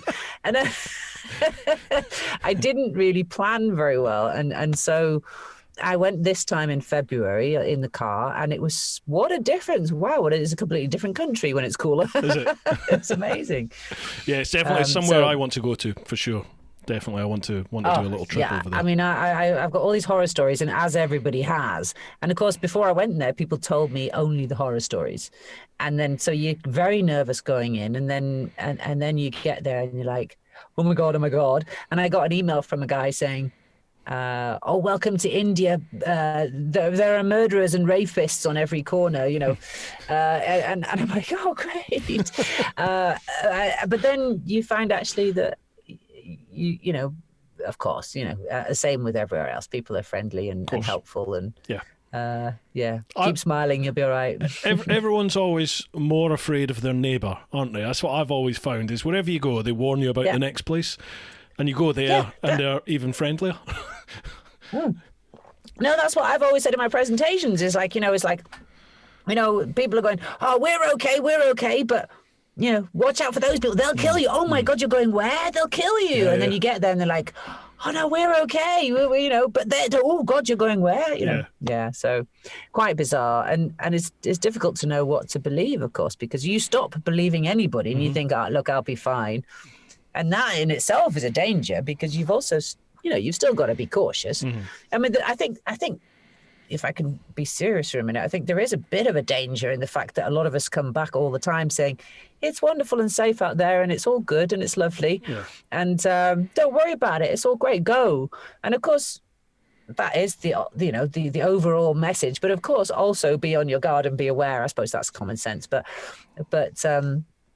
shit does happen. Absolutely. But I think as long as you kind of, you stay aware, but not presume that everybody's out to get you, because that in itself can cause incidents. Do you know what I mean? If you go out there smiling and trusting, but not naive, you know, you're choosing to to be open and trusting and not presuming that everyone's out to get you. If you go out assuming everyone's out to get you, it's likely they will be, if that makes sense. If you're on your guard, they'll be on their guard. They will. There's definitely, we're animals at the end of the day. Yeah, and yeah. if you watch dogs' behavior, okay, if you watch a dog in a pack, the way they behave, creates a reaction. It's a chain reaction. And there's, we are only, as arrogant as we are only animals really at the end of the day. So No, very true. Very true. Yeah. I'm sure people will be shouting at this. What is she talking about? But I've spoke about this quite a few times with other sort of overlanders that have come on, and it's true. It's something that now I forget every single time I talk about this, and someone always messages me going, "This is." I think is it the Polaris box? But anyway, there's a thing you're taught about conflict resolution in the old bill in the police, and it's like my attitude affects your attitude, that affects my attitude, which affects your attitude. And it's very true, as we've just discussed. And anyone that's been in that situation where, I'm not quite sure, how's this going to go? If you go in there like that, then you're just going to... That will feed, other people will feed off of your apprehension and your fear and maybe your aggression if you're feeling aggressive. Whereas if you go in like Sam Manicum with the smile, then generally a smile is what you'll get met with. Yep, and there's a chemical reaction, there's a visuals, everything makes such a big difference. So it's I'm amazed that there's a name for it. I keep finding these things. I keep finding these things out. I've gone out there, learned these things, and then figured it. And then I find out that somebody already figured this out 20 years ago and called it something. I mean, I think it's actually from I think it's an ancient either Middle Eastern or like Far Eastern type of philosophy. Oh, of course. Of course they figured it out, yeah. Of course, I can't remember. I think it's Polaris box or something. I can't. Something box it's known as. Somebody will message me, I'm sure, and let me know. I'm sure. But as you said, though, you also have to rely on the spidey senses. And if you get that feeling that this ain't quite right, it's often a good idea to just withdraw. No, but at the same time, and this is something else, this is from a different angle.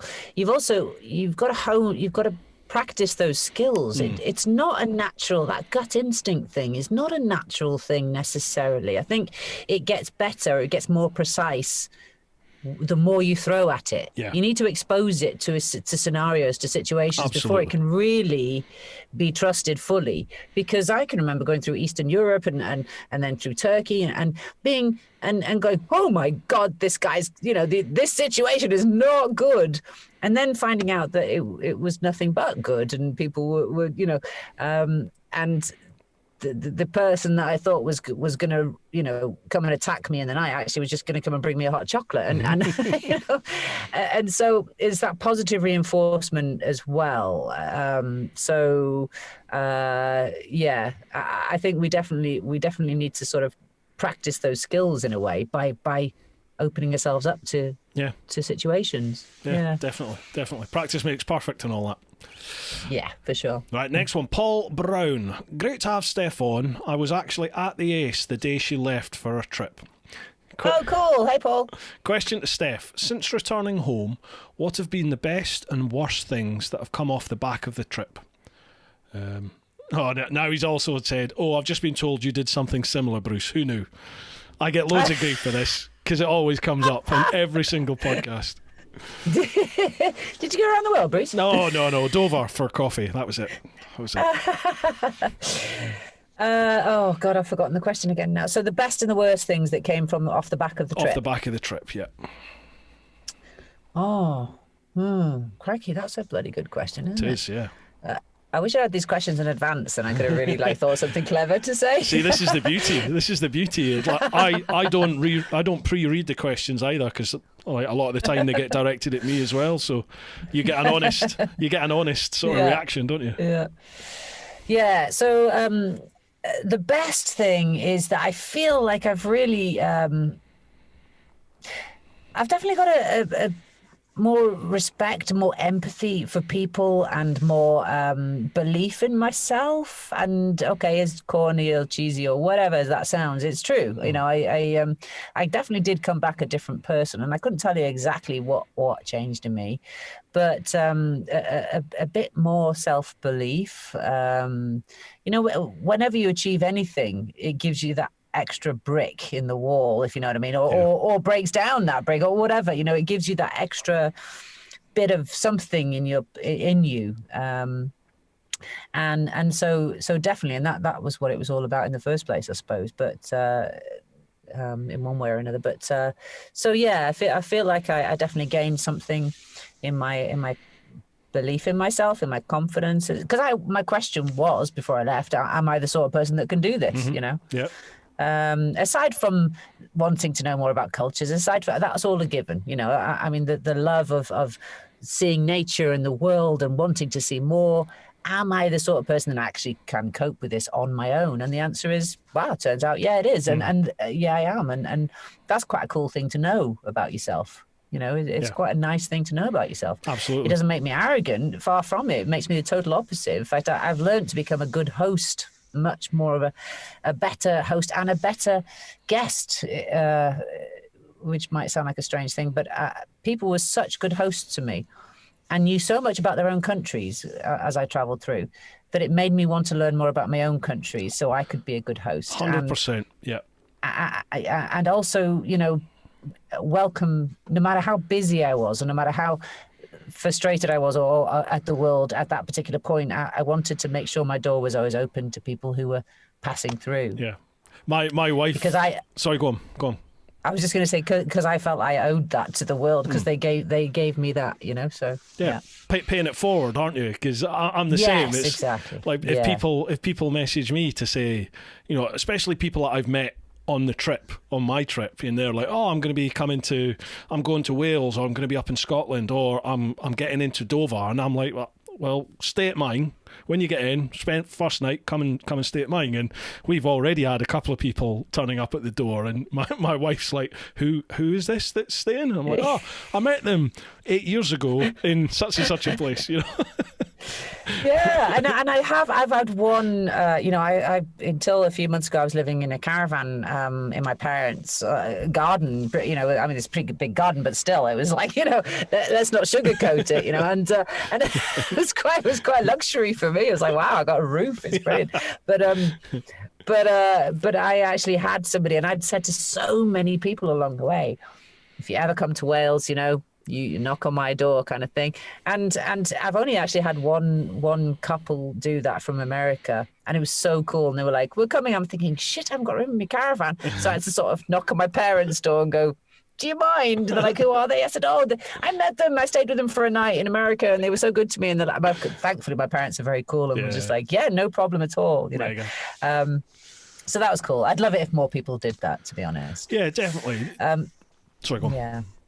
And I was going to say the second part, the worst thing to come from that trip is, well, I guess what we were talking about earlier, I suppose, is the worst thing to come from the trip is the aches, the body aches.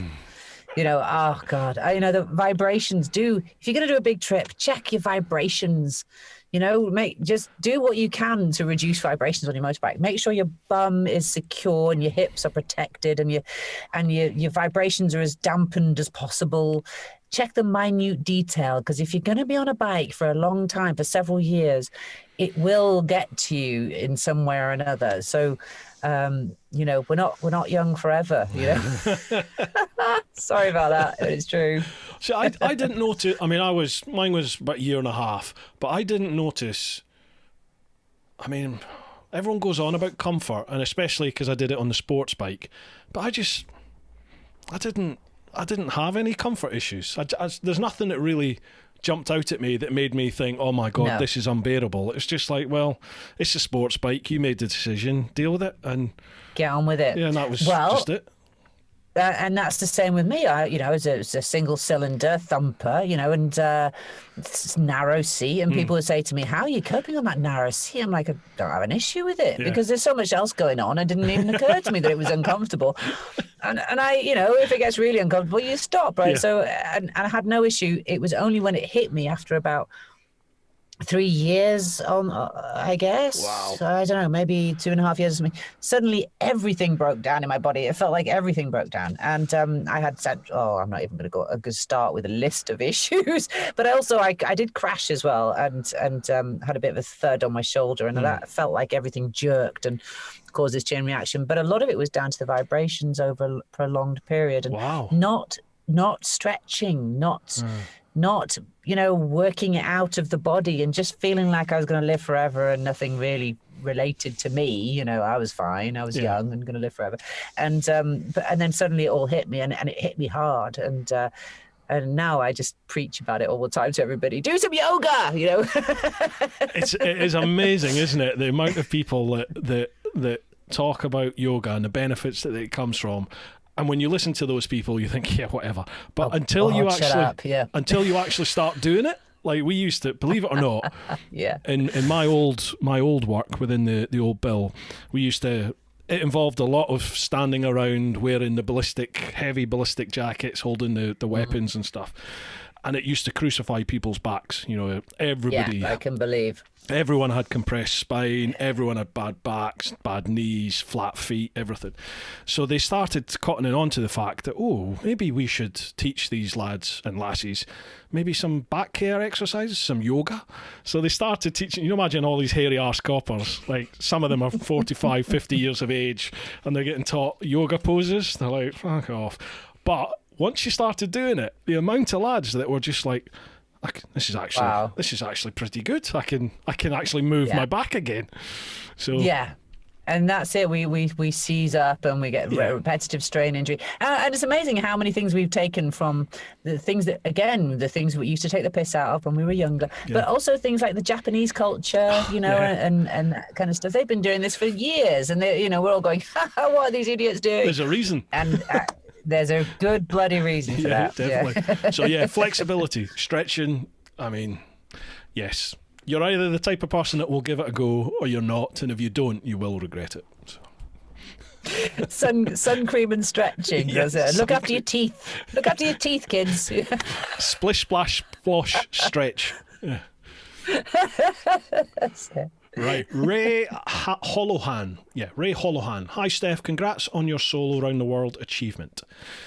Daily life has its ups and downs for everyone. I can only imagine the challenge of going round the world solo on a bike. Given the distance and time frame, do you mind sharing your most challenging times or situations, and how did you overcome them? I think we've touched a little bit of that, have we, or have we not? I think there was a lot of ups and downs for sure, and that's the thing, isn't it? And I think it's only sort of right to share the ups and the downs, isn't it? Because otherwise you're selling a false kind of falsehood, and I think when you get a real high, you do get a bit of a low afterwards, and you've got to deal with that. And also the thing that I think people underestimate is the fact that you can become saturated with all the information that's coming into your brain. If you're constantly moving, there's new information constantly, new smells, new sights, and you can get to the point where you're going, oh wow, another volcano, like I can't take any more amazing shit, South America was a prime example for me for that. I couldn't take any more in. I was just like, and I thought, well, this is a waste of time, isn't it? So I had to make a decision at that point in lower end of South America, Chile or Argentina. I was crisscrossing between the two. Like, what do? Do I rush home, or do I go and lock myself in a room and and just decompress for a while, in a dark room with no view and no pamphlets and no Facebook of people telling me where I should go, or, oh my God, you missed what? You missed that? You didn't go there? Yeah. And so, but I thought, well, I'm on a 250. How fast can I get home? Probably not the best decision to make. So I locked myself in a room for a week watching, shit films and eating crisps and whatever else, and just recharging completely. So I totally get that. You yeah. need that. You do need that. I find myself, I was writing for Fast Bikes magazine while I was away, plus doing the YouTube vids and stuff. So I would sort of, once a month, I would find a motel or a hostel or something, and I would literally just lock myself away for 4 or 5 days. I would write the piece for Fast Bikes, I would write my blog post for the website, and then I would edit the next episode, you know, that what's gone on the previous month. I would edit that, and I would basically just live in my room for 4 or 5 days. But towards the end, and it's funny you mentioned South America, because I started doing that in Chile, I would try and spend a day off the bike just exploring. You know, if I'm staying in if I'm in a city, I'll go and have a look and see what's going on, because and even now I look back and I think what a wasted opportunity South America was, because I was very much in the I've got to get to the States, you know, that was my focal point, and I bombed through South America and Central America, and I wish I'd spent longer there to explore it more. Yeah, well, I mean, I spent a year in the end in South and Central America, but that seems like a really short space of time. There was so much to explore that, you know, I still don't feel like, oh, wow, 8 crikey. weeks, something like that, yeah. Wow. It's crazy. So, yeah, well, I mean, I still feel like there was a lot I missed, and I would love to go back there and to do it in that bite-sized chunk, because that's the thing about, you know, people think that around the world is the ultimate thing, and you know, I wouldn't change a thing, because it becomes a way of life rather than just a holiday. Yeah. But now, having done that and got that out of the way, you know, in a sense, and got the T-shirt, several T-shirts. In fact, I'd like to do certain areas in like you said before, 2 or 3 months stints. Yeah, definitely. And so, oh God, that'd be so cool. Then you could really make the most, because you know, by the time you got to, for example, South America, you're tired. You know, you're a bit worn out, and you're missing bits that you could have. You know, I think if you went back to a lot of the places that you went to, because you can so quickly form an opinion of somewhere from one glance, can't you? And we go, I'm just using this as an example, but oh God, I hate Thailand, it's full of whatever. And you go back there a second time with a totally different mindset, and it's a completely different place, you know? So I would love to do places where I was tired. I would love to go. I mean, Costa Rica is a prime example for me. Costa Rica is everything I love about life, in a sense, in one country. Awesome. It's got amazing wildlife. It's got tapirs. It's got sloths. It's got amazing, in the ocean, there's whales, there's dolphins. There's turtles. There's everything. It's got jungle. It's got sea. It's got gorgeous beaches. It's got everything. Dirt roads everywhere. And yet, when I got there, I was so drained that I was down, and the fact that I was in utopia and feeling down made me even worse. I was like, oh my God, I'm in the best place in the world and I'm feeling down. What hope is there for me? Do you know what I mean? Yeah. How long did you spend there? Not long in the end. I did chill out for about a week and worked volunteered in a turtle, whatever you call it, like a charity where they basically collected eggs of the turtles, and then they incubated them and then set them free to stop the poachers taking them and stuff. And I went collecting eggs and all that kind of stuff. And it was a cool experience, but there was this sort of weird blanket. It felt like a heavy blanket over me at the same time. Oh, wow. And do you know what the thing that cheered me up was? When I got out of Costa Rica and I went into Guatemala, and I was still feeling a bit, oh God, you know, there's this malaise over me. And I stopped in a garage to have my chain tightened, because I couldn't be asked doing it myself. And this old man, who must have been 80, over 80, I have no idea how old he was, and maybe his grandson. And I rolled in and I said, oh, chain you fix, you know, and the way that us English do explain things. And or Welsh in this case, and he said, "Oh no, come, you know, sit down, whatever." All sign language now, And he got his grandson to tighten the chain up and oil it for me and stuff. And gave me his chair, and he offered me some water. And then in the end, there's like, "Cuánto? How much? Cuánto?" And he said, "Oh." And he points, he's going, you basically saying, "You and me," and he's rubbing his fingers together like, "You and me." And he takes my elbow and tries to lead me into the back room. Oh, yeah. This must be 85-year-old guy half my size, I'm only 5'4", and he's trying to lead me into this back room as a payment. And I'm like, "Whoa, no, I pay you with cash if you don't mind." Yeah. And he and then he went, "Well, all right then, fair enough," Also, the amount he charged me. He was actually. Yeah, no, absolutely. Fair And I play, wasn't misunderstanding the situation. It was all very clear. And he then said, "Okay, so the equivalent fee was £2.50, so which I gave him." And I was like, that was the only insult, really. I was like, wow, I was only worth £2.50. Was that it? Were you going to give me change if I'd have gone through the wrong option? But there was absolutely no offence taken on either side. It was all like, "Bye, all right then, fine, bye. Okay, money, you want to pay money? Okay, fine, that's fine." And I went off laughing and waving as I left. And it just simplified everything for me. That I just thought, isn't that lovely? Just, this is why I travel. And it reminded me why I'm here, why I'm traveling, why, because you meet it was such an honesty. There was such a beautiful honesty about it that I thought, this is why I'm here, not at home on the sofa complaining about the weather. Could have been the love of your life, that, Steph. You never know. That 85-year-old bloke could have rocked your world. Changed your life. I might go back after the lockdown. You never know. Stranger things have happened. Right, last one of the patron questions. Andy Whitaker. Question to you both. If you had to go back in history and change the events of just one day, what day and events would it be? Ooh. You first. Wow. If you had to go time to think. Back in history and change the events of just one day. Whew.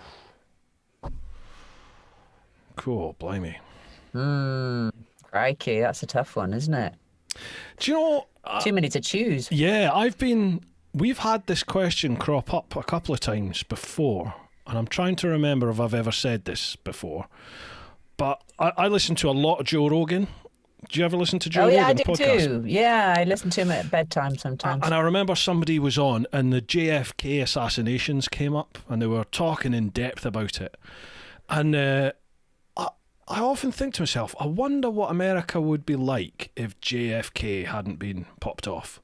Because he had even for these days, he had some very liberal and radical views. And part of the reason I think he was hated so much in Dallas and Texas was because he was very much for equal rights and various other things which were just not of that time, really.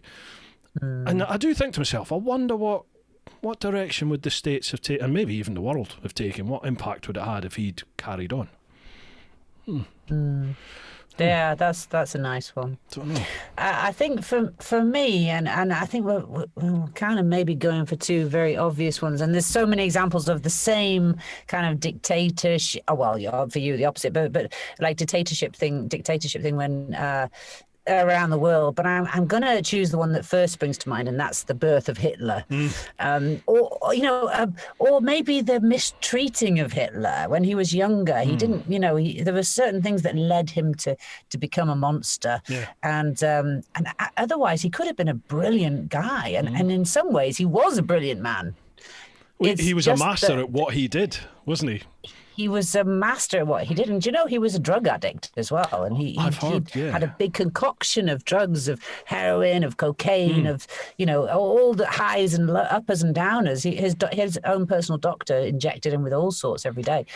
And if only they'd have the doctor maybe injected him with ecstasy instead. I know, yeah. And then history, would have really completely changed. Oh, he just went on a great big doobie, yeah. He just Some mushrooms. Smoked a joint. Smoked a joint instead. Then yeah. I mean, because I've recently just read. a prisoner of Auschwitz, All right.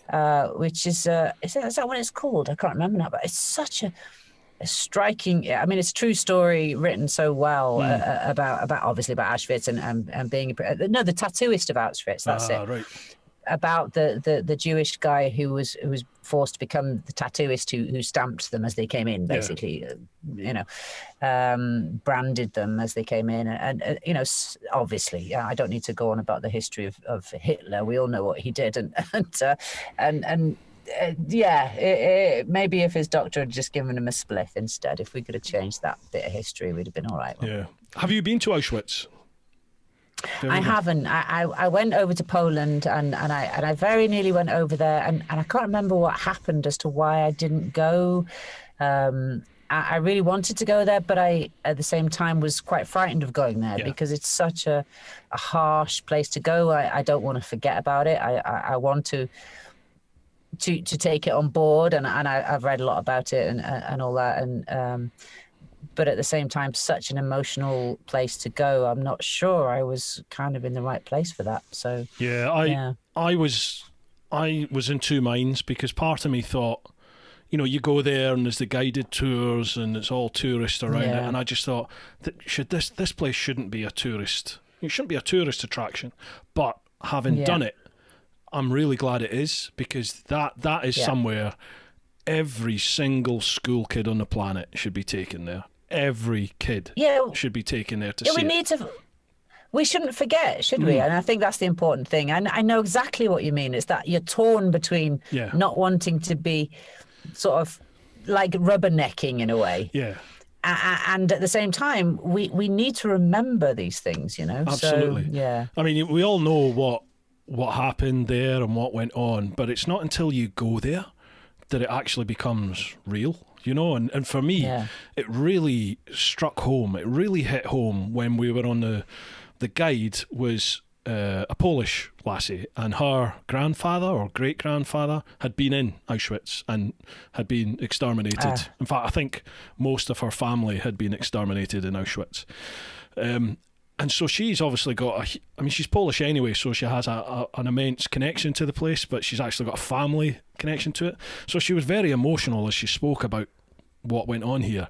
And she was describing the parade square, and she said, this is where they were brought 3 times a day, and they were counted, and if there wasn't enough, the numbers didn't match up, they were told to stay there until they found out who was missing, and that could be literally like 6 hours, it could be all night until the following day, and then they're sent out without any food, they're sent out to work again. And there's a little guard box, a wooden guard box, and she was like, you see that guard box? She said that is because it could hit -20, -30 here in the winter, and it was too cold for the guards to stand and monitor all these people. So the guard was given a nice little warm box to stand in with his windows, and he basically stood and watched people freeze to death. And you just think, that's just a person. That's just a person like you and I. What goes on in someone's head that makes you think that is okay to stand and watch that? People need to know what we've done to each other in the past. They do need to know, but you know what? The desensitization is quite a powerful thing, and it's amazing what we what we can become used to as well. That person in the box at the same time, in another life, in another situation, wouldn't have been that monster. No, you're right. And I think that we're all capable, I mean, scarily, and this is all getting a bit dark, but we are all capable. And I think one thing that traveling does for us is reminds us and connects us. That's the healthy thing about travel, is that it connects us to people that we might see on the news, only ever see on the news otherwise, like refugees, for example. Mm-hmm. I hear so many times, only last night there was something on the news about that some refugees complaining about the situation that, they're in an ex-military camp in Swansea, and they were complaining about the conditions. And, I can hear people saying, oh, for God's sake, what they're complaining about, that they've got at least they've got somewhere to sleep. And it's like, they haven't done anything wrong, you know? Yeah. And we all have a certain right to certain things. And the problem is, and you know, for example, you hear about terrorism all the time, and Muslim terrorists. Yeah. You start connecting all Muslim terrorists, you know, all Muslims to terrorism, and so travel allows you to be in the home of that Muslim family and seeing how warm and inviting and friendly they are and how giving they are. Yeah. And you see the other side and you really start to have an empathy for your fellow human being, you know. 100%. And I think that's what, yeah, and I think that's what these places like Auschwitz do. I think that's why it's important, as you said, to go and visit and to connect and not to just wash away. Yeah. I think we now more than ever, and COVID only highlights this, is that we are just fed, we're spoon fed whatever they want you to be fed, you know, and you just get bombarded from every direction, whatever the current thing is they want people to believe in, whatever they want people, how they want us to think. And I really noticed it in the old Bill, where I deal with an incident or a situation. I'm actually there. I'm dealing with it. And then I would go home and I'd watch it, or I'd be back in the canteen, like writing my notes about what's just happened, and it breaks on the news and you're like, that's not what happened. That's utter bullshit. Yeah. And then you realise, oh, hang on a minute. What I see up there from the BBC, from Sky, you can't trust that as fact. That ain't fact. That's whatever political persuasion or political persuasion has the most weight at that time. And as you say, when you travel, you see it for real. You know, like I've always been a little bit apprehensive about the whole Muslim faith, I've got to admit, because, you know, my job in London, you're worried about getting blown up all the time, and it's it's going to be, you know, Islamic fundamentalists. So the thought of going to a predominantly Islamic country, I'm like, oh God, you know, what's going to happen here? Yeah. And as you said, one, you realise everyone's just like us, and two, 99.9% of people are actually how I would like to be. You know, they're incredibly open, they're incredibly warm, they're incredibly friendly, giving, loving, and it really does open your eyes. Definitely. People have got to travel. See it with your own eyes. Yeah. It's the only healthy way to go. Absolutely. Yeah. Travel broadens the mind. There's a reason that's a saying, isn't it? It's true. Yeah, how are you for time? Because we've been going for a couple of hours here. Are you okay for time? I'm good. I'm good. Yeah. Awesome. Right. What I'll do then. I've still got my gin, so I'm all right. I've still got a little bit of beer left. We're all good. Normally I'll go to Instagram, but I tend to ignore the Patreon side of things because the Facebook side of things. We never ever get to Facebook. So I'll pop across to Facebook and let's start with some of those questions. Right. So I'll just have to move screens around a little bit. Right. Again, I've not read through these. I've not pre-read any, so I'll do it on the hoof. I love it. Bring it on. Where are we? Roloff Roloff Veldhuis. Oh, Roloff. Do you know Roloff? I do. I think it must be the same Roloff I know. Yeah. Cool. Well, he's a friend of my parents as well. He lives in Holland. Oh, fantastic. Hi, Roloff. Hey. Well, he's got some nice things to say about you. He says, if there's one person in the adventure motorcycle scene that I respect and admire, Steph must be that person. Courageous, resilient, and bounces back like a pro. Read her book, My Two Pennies Worth. You have a fan. Oh, wow. Oh, how cool is that? Chris Barnes asked, which were the best and worst moments of the trip and why? Well, I think we've covered that, haven't we? Pretty much covered that, yeah. Did we do the best? Did we do best? Yeah, we talked about Antarctica. I suppose that was probably the best, right wasn't at the start. it? Yeah, that's it. Yeah. Alan Foster says, I've trail rode with Steph. She's a fantastic woman. A trip around the world was amazing. Oh, thanks, Alan. Michael Dunn, amazing achievement. How many pistons did the CRF go through? It didn't. I never opened the engine up at all. Did you not? Honest to God, no, it never. The only time the CRF broke down, I only had 4 punctures, actually, believe it or not, as well. But the only time it broke down was in Tanzania, 3/4 of the way home, and the starter really went, and that was it. That was it. Your trip was 74,000 miles? Yeah. Yeah, it's about the same as my one, that one, actually, yeah. Geez, and you didn't... Well, I didn't have any mechanical issues, but, mine was done in just over a year and a half, just under a year and a half. You're 4 years and you didn't have any... Yeah, all right. My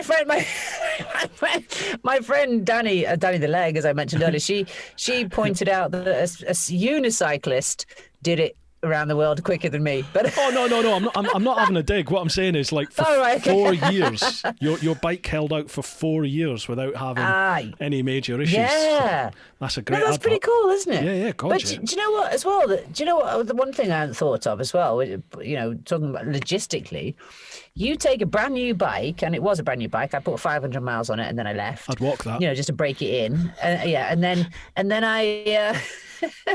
Then you leave and you come back to the UK and it's over 3 years old. So now it needs an MOT, and it needs taxing and you can't, and it needs insuring because to get back into the UK, because of course each border you get your insurance at the border and a third party and whatever. And then you suddenly, or into Europe really, you get back to Europe and you need the insurance, you need the MOT. How do you get an MOT without being in the country? That's a good point. I don't know how I got around that. I think my bike was still just under 3 years, so I was okay. How did you do it? Yeah. Well, I'm talking I'm not telling you. I spent a couple of £1,000 on my carnet, the carnet de passage. I was one of the last to get the original sort of style carnets before they moved to the new system that they were taking on. So I think my carnet was about 2,700 quid I spent. And I kept meeting all these travellers that were just travelling on forged carnets. And they were just like, no one pays for a carnet anymore. You just forge it, Photoshop it. And I was like, how does that work? How's that? I couldn't imagine how I would... Like, Australia are really tight on it, aren't they? And I thought, I'd get thrown in the clink if I turned up with a forged carnet there, but at the same time you get to so many borders and they say to you, and you have to walk them through it. And you think, surely you've had other people here before me. Like, I'm not the first person to come through with a foreign vehicle. And you still have to walk. And they say, oh, no, you're fine. Just go. No, you really need to stamp this. And they're like, stamp it where? Where do I stamp it? Yeah. And you're like, no, please just stamp it here. Yeah. I'll fill it in. You stamp it here. So it's amazing what you actually could get away with. This is before my round the world trip, but I used to do tours in Morocco and we winged it. I mean, this was in the early days of setting up the off-road school, and Honda had given us all these motorbikes, so they were actually owned by Honda, but obviously, they gave them to us to run the off-road school. And when we said we wanted to do a Morocco trip, we said, can we have the paperwork to get through the border? And they said, oh no, we're not giving you the paperwork. We'll give you photocopies of the paperwork. And of course, when you get to the border in Morocco, and they say we need the original paperwork, and I've got a pink file full of copies, and a load of motorbikes stuffed in the back of a truck, and they say, these not original, these photocopies, and I'm like, oh no, these laser copies. Like, what the fuck does that mean? Yes, these laser copies, not any photocopy, these laser copies. Oh, okay. And they're like, oh, yeah, they're like, oh, okay. Yeah. And then they sort of signed everything and looked at me and went, you trouble. 10 out of 10 for effort. There you are. In you go. How did you? So it is amazing what you can get away with. How did you find Morocco? I loved it. I love that place. I love Morocco. Yeah. I would love to go back and do actually hope to do some tours there again soon, because we did our first off-road tour there, as with paying customers, but we chose some customers who were like up for it. Like they were a bunch of Geordie mates, and we said, look, you just cover your own costs basically, and maybe a tiny bit more to help us do the recce. And this is a recce, so this is going to be a proper adventure. And our first trip in 2010 was very much the proper adventure. It was. I'd kind of worked the route out from Google Earth, and it looks like there's a bit of a track through those dunes there. That'll do. And we went for it. And that's again where my old business partner kind of, back to the beginning here, where he really sort of just said, yeah, let's go for it, whatever. And so between us, we sort of winged it, and we had the best adventure ever. And then we did a few more, a bit more organized, but the first trip was the best. Yeah. But I love Morocco again, just for friendly people, great culture, not too far from home. Absolutely beautiful place. It's a nice taste of adventure. If you've never been outside of Europe or the Western world, it's a nice taste of adventure, isn't it? And it's wonderful. As long as you like tagine, that's the thing. And you're not worried about what you eat. Just whatever's in it, eat it. Yeah. The amount of people, when I've taken people there and they've gone, what's in it? And I'm like, just don't ask. Just, do you want meat or veg? Which one? We actually had nothing, but they used to say to you, what would you like to eat? And we'd say, well, what have you got? And they'd say tagine, and we're like, okay, well, I have tagine. And then at the end, the first trip we got back to Fez, and we said, look, to our customers, because we were totally irresponsible at that point. We were just like, okay, let's have a race into the center of Fez, into McDonald's. And this was our last night of the tour. So everybody raced into the middle of McDonald's. The guy he's my ex-brother-in-law, he used to be married to my sister. He worked for me as well at the time, and he ended up crashing, breaking his leg. And but we got to McDonald's, and I've never had such an amazing meal in my life. I had 2 Big Mac meals in my it was an awesome trip. I loved that trip. I loved about Morocco is, it's a Muslim country. It's a dry country, isn't it? But they have their own beer. They've got a Moroccan beer. And you'd say to them, can I have a beer? And they're like, oh, no beer. And then someone else would say, any chance we could have a beer? Once they know you a little bit, can we get a beer? And they're like, we'll get you a beer. And then they come back, they arrive with a big crate of beers for you, and you're like, happy days. There was a guy who became a friend of mine there, because we went quite a few times, and there was a guy called Riz, and he said he used to have a beer with us, at the end of the night. I said, Riz, I thought you were like a good Muslim boy. And he was just like, 5 days for Allah, 2 days for me, I like that. Nice, I like that. Definitely. Good on you. Yeah, it's good. I can't wait to go back. Definitely I'll go back. Yeah. Right, Tyler JC Murphy, what's the overall cost of a trip like this, and where would someone start with planning, funding, etc.? Good question. Get asked that all the time. I mean, 4 years on the road. Depends on. Yeah, I mean, cost depends on how long you're on the road and how you're going to do it. It can cost you 100 grand or it can cost you 20 grand. For me, it cost about, and I'm not entirely sure because I didn't keep a spreadsheet. And I did get asked once for a spreadsheet on all my costings for the trip. Wow. And I went, yeah, no. But I've vaguely tried to work it out because I do get asked this a lot. And I think it probably cost me about 30 grand for 4 years. Wow. And what do you mean, wow, good or bad? I was just under 55 grand for a year and a half. Oh, wow, really? Yeah, that's everything. Absolute. The bike, all my visas, all my meds, fuel, accommodation, food, shipping, covering my tenants in my flat. It didn't work out for about 3 months, so I had to cover mortgage for 3 months, maintenance for my son, everything while I was away.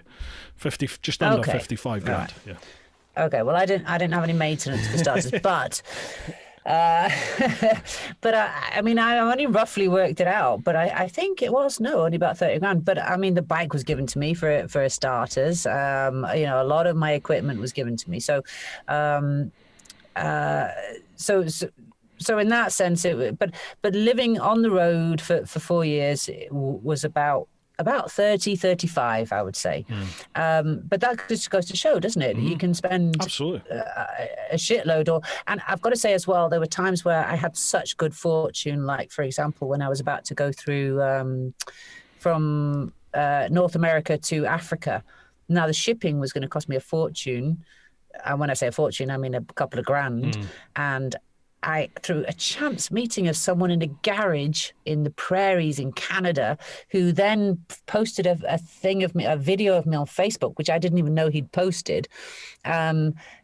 Somebody else then got in touch with me, having seen the video, who then had a friend who owned a shipping company, who then shipped my bike for free to Africa. You know, so it can be totally by chance as to how much money you spend sometimes.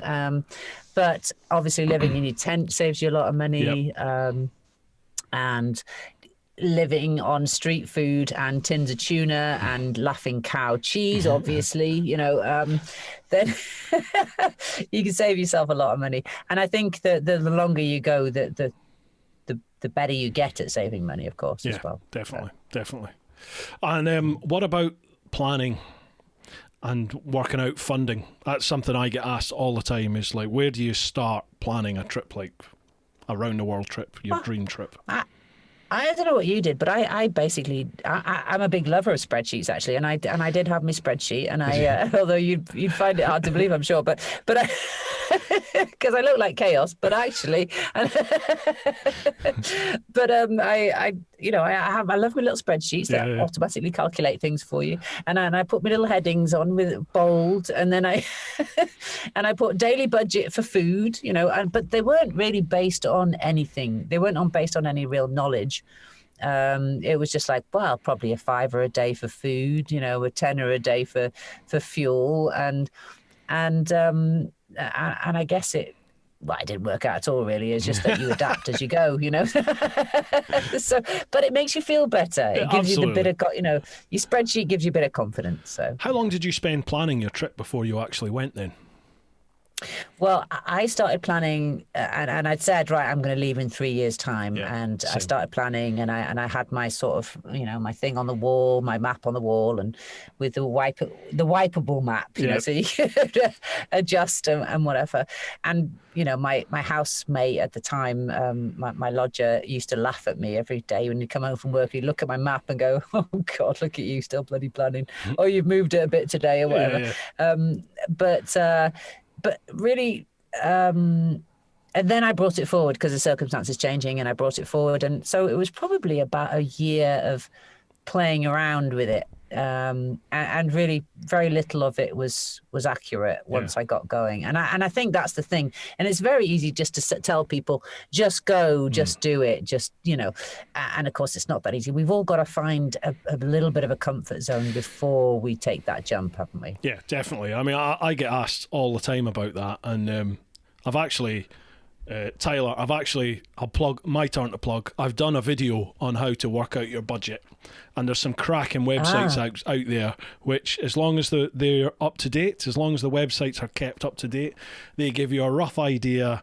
You know, they've got 3 different levels of travel. There is the camping in the tent, there is the hostel, and then there's the hotel option, and they give you a rough... Oh, really? Yeah, and for every country in the world almost, they give you an idea as to how much you should expect to pay for your accommodation at those 3 levels every night, how much fuel is, a tank of fuel roughly, what the cost of your basic, like your daily food. And again, they break food down to, can you survive on 1 meal a day, or are you 3 square meals with pudding and you want booze? You know, it's all that sort of stuff. So there's some really good in-depth websites out there now. Yeah. But I've done a video that basically lays out the basics, and as we've already discussed, it really does depend on what sort of traveller you are and how you travel at the time, you know. Yeah, for sure. But you were saying like 3 years. I did the same. I just sort of picked 3 years, and I look back and you don't need 3 years to plan. I would, if I was to go again, if I had the option to go again, so I'm not tied down with family, financially I could do it. I think I would literally get up tomorrow morning, I would have my credit card, my passport in my jacket, a rucksack, jump on a bike, and I'd be perfectly happy to just hit the road and go. Yes, but that's because you've been there and you've done it. Absolutely. And so, and that's the thing. It's all very well for us to say, just go and do it and da da da. But we all need a little bit of some knowledge to take with us for that security, don't we? And I think there's nothing wrong with that. I mean, I can remember. I listened to some of your Ben King pod when you had Ben on not so long back, and I listened to that, and it was making me giggle because Ben contacted me before he left on his trip and was just like, "Can I ask you some questions?" I was like, "Yeah, of course you can. Fire away." I said, "Ask as many questions as you like." God damn, did he ask some questions? Even his list of questions never ended. I love that guy. I love that guy's energy. And in the end, what happened? He was planning and asking a million questions. In the end, what happened? He got, his whole plans changed as he went because he was having such a good time. And I'm not knocking him for that because he planned to be the youngest guide or whatever and go around the world. But in the end, it became far more about the actual journey than any goal or whatever. And I love that guy. He's so lovely. He really is. Just, I wish I had half his energy. Absolutely. He is just a fantastic person, isn't he? The guy is just salt of the earth. Well, what we were saying earlier about, how what you put out comes back to you, sort of thing. And he is just a prime example of that. You feel that little bit younger when you're around him. You've got a little bit more energy. Definitely. You're a bit more sprightly when you're around him. He's a lovely guy, and I love the fact that he only made it to Pakistan. Oh, I say only, you know what I mean? He didn't make it around the world yet. He might still do, but who cares? He's having a great time. Life is too short to be stuck to agendas or whatever, really. But yeah, he was one that asked so many questions. So it is true in that sense that don't worry about it, just go for it. But at the same time, it's not the best advice to give people because we need a little bit of cushioning to get us going in the first place. Yes, definitely. I think everyone always sets a date in the future, and that might be for practical reasons. There might be things that are going to prevent you going until that date, but it's also nice to have that little comfort zone, isn't it? Just that's a year away, that's 2 years away, I can take my time and take my time. Yeah, but then setting a date is also a good thing in the sense that it makes it real, doesn't it? So you can bring it forward or whatever, but setting a date does make it real. So whatever it takes, really, isn't it? Yeah, I've said before, like one of the hardest parts of my entire trip was that morning when I left from the Cenotaph in London. So it's like the Big Ben bongs for 9 o'clock, and it's like, right, that's the time I said I would leave, 9 o'clock or 9:30, whenever it was. I'm leaving from the Cenotaph at that time, and I'm there, and there's a load of people to see me off, and all my friends and family are there, and it was just like, I don't want to go. I don't want to go. Yeah. Shit, I've got to do this now. It sounds like we had exactly the same experience. That was the thing. Terrifying, isn't it? Shit, I told everybody. I know. Like I had a full police escort. Like all my mates from the diplomatic lot, all the bikers that ride the diplomatic motorbikes, they were all there and a whole load of traffic from the Met. They were there to escort us out of London. And there was like 30 or 40 people turned up on their bikes, and it was a big massive cavalcade. We left the Cenotaph, and by the time we got to Elephant and Castle, I needed fuel because I hadn't filled up with fuel. So I had to pull into a petrol station with like 50, 60 different bikes there, police cars with the blue lights on as well, and I had to get fuel. And then by the time we got out of London, it's like we're really late for the ferry now, so I had to overtake. It's peeing down with rain, and I had to overtake Ollie Old Bill and just go, right, I've got to go. Tanking it down the A2. Oh, that's brilliant. Well, I had an escort out of London as well, with a few sort of random bikers that I didn't know, and my friend Pete Bog, that's his nickname, Bog. The Bog bit is another story. But Pete Bog escorting me out, and if he hadn't escorted me out of the Ace Cafe, I wouldn't have had a clue where I was going. Oh, no. I was shitting myself. I didn't know which direction to go, and I was like, Pete, where's Pete? Just follow Pete, UK. But then on the way back in, I had a police escort coming home in 2018, and that was from my little cousin, who's now 6'7" or something, who's a Met officer, or whatever you call it. He's a police biker in London, whatever you call it, and just like his dad was, and he collected us basically, and my mum and dad were riding with me. They'd come to France to meet me and a few friends and stuff, and then my copper cousin, little cousin, came to meet us and ride us in, and that was so cool because it was just like, wow, the last time I was escorted by police didn't end well Didn't for end me. well, yeah. It's so cool, Right, and it was just such a full circle thing. But also riding down, the motorway and people looking at me. Yeah, like who? Cars slowing down, seeing the policeman, What's for this all starters, about? going, oh, slow down, Yeah. what speed am I doing? But also going, who is this woman, and I'm just like, God, I love this, Awesome. How did you navigate on your trip? Oh, well, I did a bit of everything really. So I used the GPS a lot. I'm not, my sense of direction is absolutely terrible. So if I come out of a high street store, as an example, I can turn the way, go halfway back down the way I came and go, hang on a minute, I've been into this shop before. My sense, people, if I had £1 for every time somebody said to me, how did you get around the world again? I get that, yeah. Yeah, so my sense of direction isn't great, but I can map read, and so I do, and I like maps. But I also like technology, and so I have a bit of a mix of the two. I'm not one of these, it's not the same unless you're using paper maps. That kind of annoys me a little bit. It's just like, it's not a proper adventure unless. It's like, fuck off. Yeah, like, exactly. There's no such thing. There's just like, there's no ultimate, right or wrong. There isn't a right or wrong. You do it you can have an adventure in your backyard, as I said before. So, I guess I did a mixture of the two, and sometimes nothing at all. Literally, just by the old. I'd often do it in that.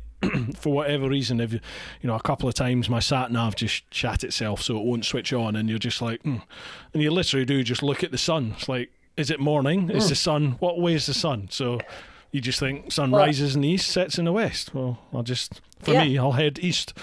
Keep going that way. Well, like South America is dead easy, isn't it? It's very narrow. Yeah. Where's There's the the north bit? and the south.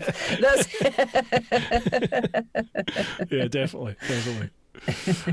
Right, next one. Tim Ord. Did Steph feel vulnerable being a woman solo? And also, did you or I feel the media gives certain countries a particular bad rep in relation to how you perceived them on your trip?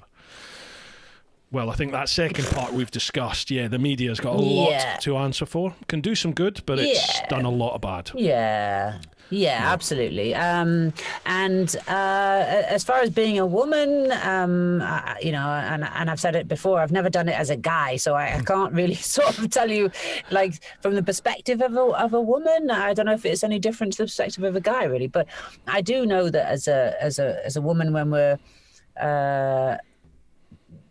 throughout our life, we do have these sort of subliminal messaging, if not blatant messaging, about be careful, you're a woman. In fact, it wasn't subliminal at all before I left and during the trip. But a lot of people say, but you're a woman. I'm like, Jesus, ram it down my throat, why don't you? Like, you're going to get raped and murdered. And I mean, that was literally said to me. And particularly in places like South Africa, for example, like, you're going to get raped and murdered crossing Africa. And I'm like, well, I have been all the way around the world so far. And they're like, yeah, but this is Africa, TIA, this is Africa. And I'm like, God damn, if I hear that one more time.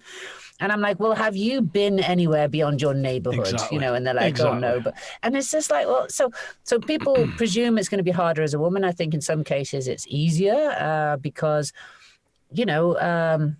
you can get to a border and you've lost your paperwork, and the guy, the angry official, is kind of, it melts after a while because he's like, well, fair, because I don't mean it's like a sexual thing. I mean, they tend to get sort of like fatherly around you.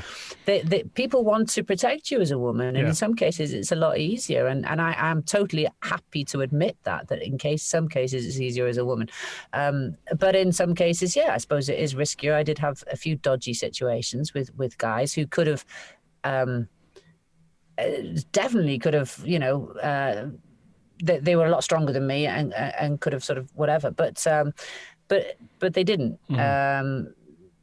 And I think a lot of that is, again, down to attitude or luck or whatever you want to say. But as far as feeling vulnerable, I think we all feel vulnerable from time to time. And I think you just got to not dwell on it and deal with each situation as it comes. And most of the time, I didn't feel vulnerable. I felt welcomed. And even in countries where people were sort of saying, oh, be careful here as a woman, don't admit that you're a single woman, they won't understand you. I kind of wanted to say, no, I'm single. I mean, stupidly, I guess, in some sense. I didn't want to say my husband's on his way. I wanted to say, yeah, no, I'm married to my motorbike. I'm a single woman and I'm free and I'm proud, you know. And the response was amazing. People are like, yeah, you know, you go, girl, you go for it. And we're right behind you, even in the countries where you would expect that old-fashioned view of, but you should be married and you should be at home. And so I think unless you're honest and open and allow yourself to that vulnerability, you can never really understand people. Yeah, absolutely. And I think, you know, what you're saying about the occasions there where blokes that you've met who could have quite easily overpowered and done whatever, and they didn't. Well, I mean, that let's not pull any punches here. That can happen here. That can happen in this country. That can happen in the West. You know, it's just part of life, isn't it? Exactly. I've had worse in Wales. I've had more threatening situations in Wales. And honestly, I have. You know, I've been in a nightclub in Wales. I was in a nightclub in Carnarvon, and I tell you, I felt a bit nervous. Oh, Carnarvon. Yeah, now you're talking. Yeah, you know, because I kind of grew up. It's about 16. I was in nightclubs in Carnarvon, so I sort of Wild West. Maybe that's why I wasn't so fearful. Yeah. No, you're totally right in what you say. You know, it's what you got to take people as you find them, haven't they? And whilst you need to be streetwise about things, you have to have a certain amount of an open mind and just that ability to see for yourself, try things for yourself. It's a fine line, and you know, absolutely, it's a fine line, and it's very difficult to know where to draw the line. And I think if looking back, I mean, if I'd have told people the chances I took along the way as they were happening, people would have been appalled and terrified and like wanting to go send in the helicopters, I suppose. But they worked out well, and I don't know if that's luck or good judgment or a bit of both, or the fact that generally, as we said, people are good, and it's only those small percentage, and you know, The bad stuff makes the news because it is fairly rare, isn't it? You know, that's the view I take, is that the stuff you read about in the news, these horrific things, it's not an everyday occurrence. You know, it's not something that everybody faces on a day-to-day basis. It's even here in this country, it's fairly rare. You know. Yeah. So. Well, exactly. You have a 1,000 people go through unharmed through one area unharmed, and the one person that gets harmed. Of course, that's the only bit that makes the news. Aye, so, absolutely. Of course it is, because the rest isn't news, is it? No, exactly, yeah. Carl Burridge, question for both of you. Was there ever a point during your respective trips where you thought, that's it, I've had enough, I can't carry on? And if so, what triggered that thought?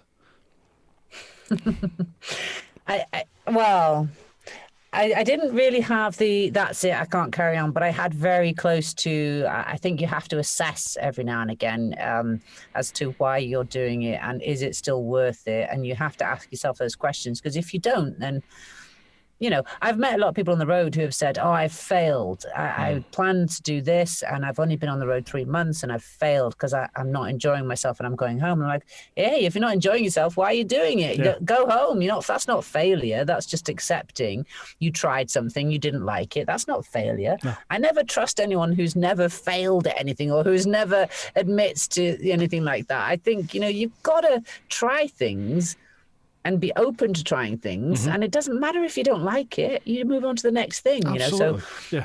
So, and so, yeah, I had quite a few occasions where I had to stop and say to myself, "Is this still right for you? Is this what you want to be doing?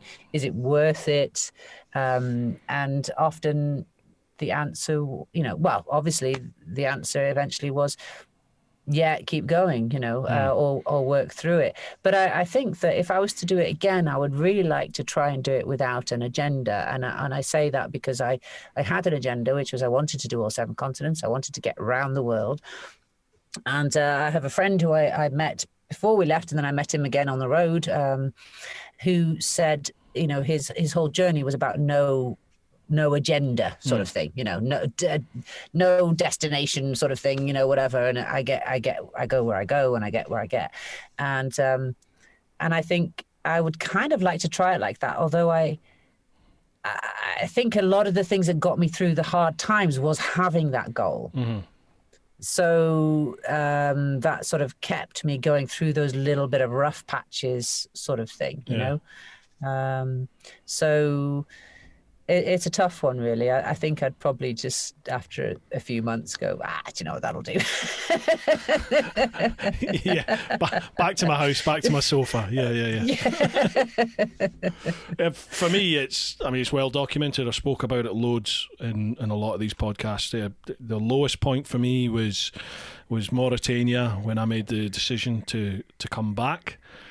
It was bad at the time, before I made the decision to come back, hence why I made the decision. But being home for a couple of months was the worst. That was the lowest point. Just that feeling of failure, and then going. Yeah, there you go. Going again. Yeah. It never crossed my mind from the second I left on the second attempt. It never crossed my mind to give up. It was just the only way I was finishing that. Well, there's 2 ways. I was either going to finish the trip, or I was going to come back in a box. So it was like, we're doing it. So, it's happening. So you had that goal, and you had that mission, and it probably helped you through. Again, the same with me, isn't it? It's like, I think a lot of people have this idea of this romantic vision of, well, I'm just going to be, it'll be this sort of hippie vision of just travel aimlessly, and everything's going to be wonderful and romantic.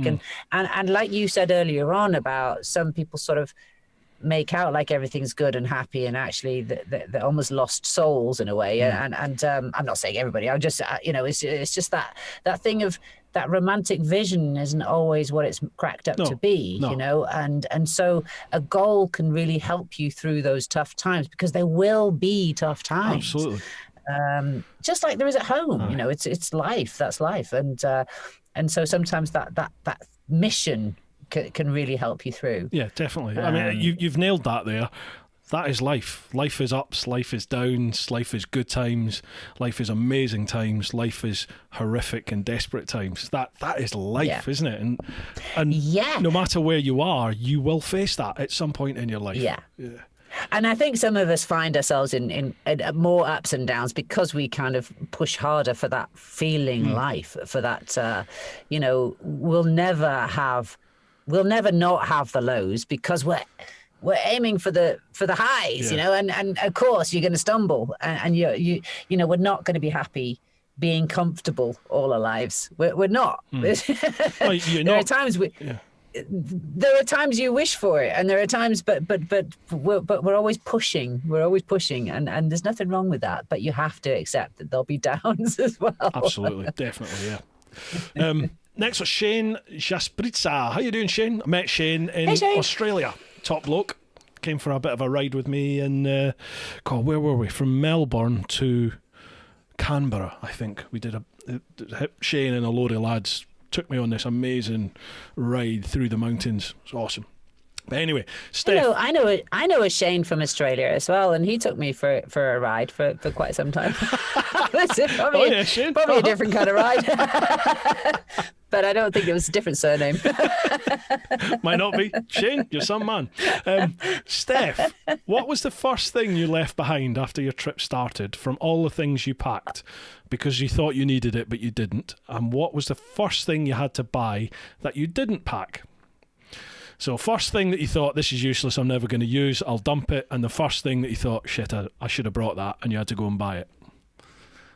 Oh, okay. Well, okay. So the first thing I dumped was probably the spot tracker. Was it? Yeah, and actually somebody bought me that, and I did. I'm sorry, I dumped it because it was really annoying. And also, if you weren't like reporting in every night, people were worrying about you. And it's just like, Jesus, it's best they don't know anything. And also it also had like one of those things on it that was, oh no, that was on the tracker on the bike that had like if you went over a certain angle. All right. Like it reported in to someone. It's like, Jesus Christ, I'm in sand today. Expect many reports. Lots of this. Oh, Steph's at 30-degree angle. It's like, Jesus. But so the spot tracker I got rid of. I got sick of it, and I didn't want people. I wanted an element of security, I suppose, but at the same time. In an emergency, it's a great thing to be able to press a button and say, hey, come and get me. I'm stuck or I'm lost or whatever. But at the same time, 99% of the time, you don't need that. And it causes more trouble than it's worth. So I dumped that. The thing that I bought. What was the next thing? The thing that I bought whilst I was on the road. Yeah, the thing that you had to buy because you thought, ooh, I didn't bring that. Oh, well, the thing that I got made probably, so my bike doesn't have a center stand.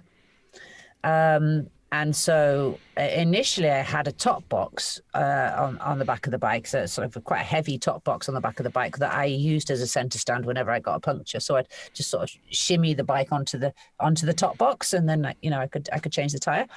But then I got rid of the top box and had soft luggage, which doesn't quite work as well as a center stand. So somebody gave me as a gift, and then I lost it and got one made, a replica made, which is like it's like a metal tube that's extendable with a little prong fork on the end, and you can just basically push your bike up onto its side. And and it worked a treat, and it just gets the wheel off the ground. So a rock would do the same, or a branch would do the same. But if you're in a desert and you haven't got any of those things, then this was a perfect thing, and it was so light and easy to pack that was a cool thing. Nice. There's a mate, and I still use them on the trails in Wales. I still use it trail riding in Wales. There's a mate of mine who's come on a couple of Spanish trips with me, and he always has. It's a twig. It's a stick that he wraps in a little baggie, and that's basically so that he can do exactly what you just said. When he gets to the hotel at night, he pushes the bike over onto its side stand, whacks the stick under the swing arm to lift the back wheel up, and you can, he's just got it down to a T. Everyone laughs, and by like day 3, people are like, "Can I borrow your stick? Actually, can I borrow that?" It's great. For me, I had a spot tracker on mine, but I used it literally to track my route. I've got a mate of mine, Ian Gloyd was his nickname at uni, but he's a proper techie. He's a techie genius, and he hacked the spot tracker at the time so that it could constantly plot my route onto a Google map. So it wasn't just the day that's just gone. It would plot my entire journey from when I first activated it to when I finished. So it plotted my whole trip. So that's part of the reason I had it with me. Plus, from a family, I could just hit that button and it posted to Facebook to say I'm safe, I'm here, that sort of thing. Yeah. No, brilliant. And I actually did have something similar on my bike, which was it's called Bike Track. Oh, right. And basically it was fitted onto my bike. It's a anti-theft device, basically. So, or if your bike gets nicked, they can hone in on your bike and you can basically track your bike to wherever it was nicked, wherever it was taken, which is a brilliant thing. But this also did the same thing. It tracked all the way. So at the end of my trip, I had a record of where I'd been. So nice. That Awesome. was pretty cool. Awesome. Yeah, I took a whole load of camping kit with me because I had that romantic thought that I would be setting up camp at night and getting a fire going and making myself a coffee and some food in front of the fire. I never did that once. So by the time I was always too knackered. Like, I would set camp up at night. I'd literally put my tent up, get in, fall asleep, wake up in the morning, take the tent down and start riding again. So I'd just eat during the day.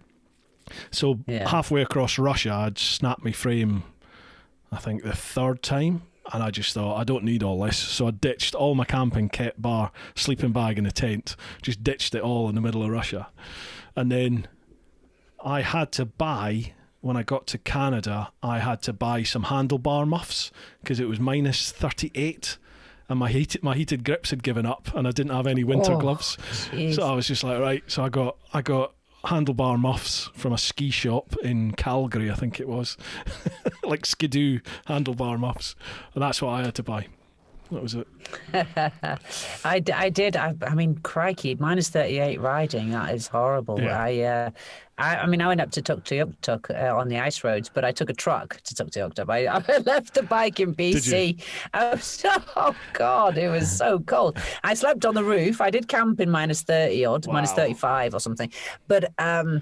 But yeah, then I had a warm truck to get into afterwards. So God's sake, that is cold. Isn't it? I mean, that's with wind chill. That wasn't like stop and that's your temp. That's your temp. I think it was like minus. I don't know what it was, minus something. But anyway. Cold. It was cold. It was cold. But you could literally ride for about 10 minutes and then you'd have to stop. Yeah. And I was putting my bare hands on the exhaust and I would smell them cooking before the pain. The chilblains when they kick in. It's horrible. Right, we are nearly 3 hours that we've been at this. Oh my God, really? Wow. I need another G&T. I think we'll pick one more question and then that'll do us. And if I mean, there's loads of questions, so maybe we look at doing a part 2 later in the year if you're up for that. That sounds great. Beautiful. Yeah, absolutely. Lovely. Right, we'll go for the last question then. Alan Dupree. If Steph and Bruce had 1 month off work, which section or part of the trip would you repeat if you could fly in, rent a bike on a one-way rental, and why? So 1 month, where would you go back to? Oh my God, a month to go back. Oh God, Ethiopia. Wow, yeah?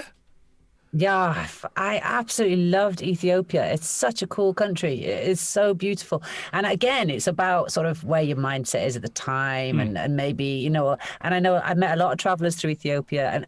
And so the circumstances at the time were that I ended up in a convoy for some of it. And then meeting up at different points and separating and meeting up with like a German guy in a big green hippie bus and a French guy in a little French bus and then I had some Americans in a long wheelbase Land Rover and all these different people and then me on the bike. Oh, there was a Canadian couple and an old Canadian couple. Sorry. No, I shouldn't say an old Canadian, an older, mature couple in a converted ambulance, sort of Land Rover ambulance thing. And we were just like the wacky races going through Ethiopia and then separating and meeting up again. And we had such an amazing time.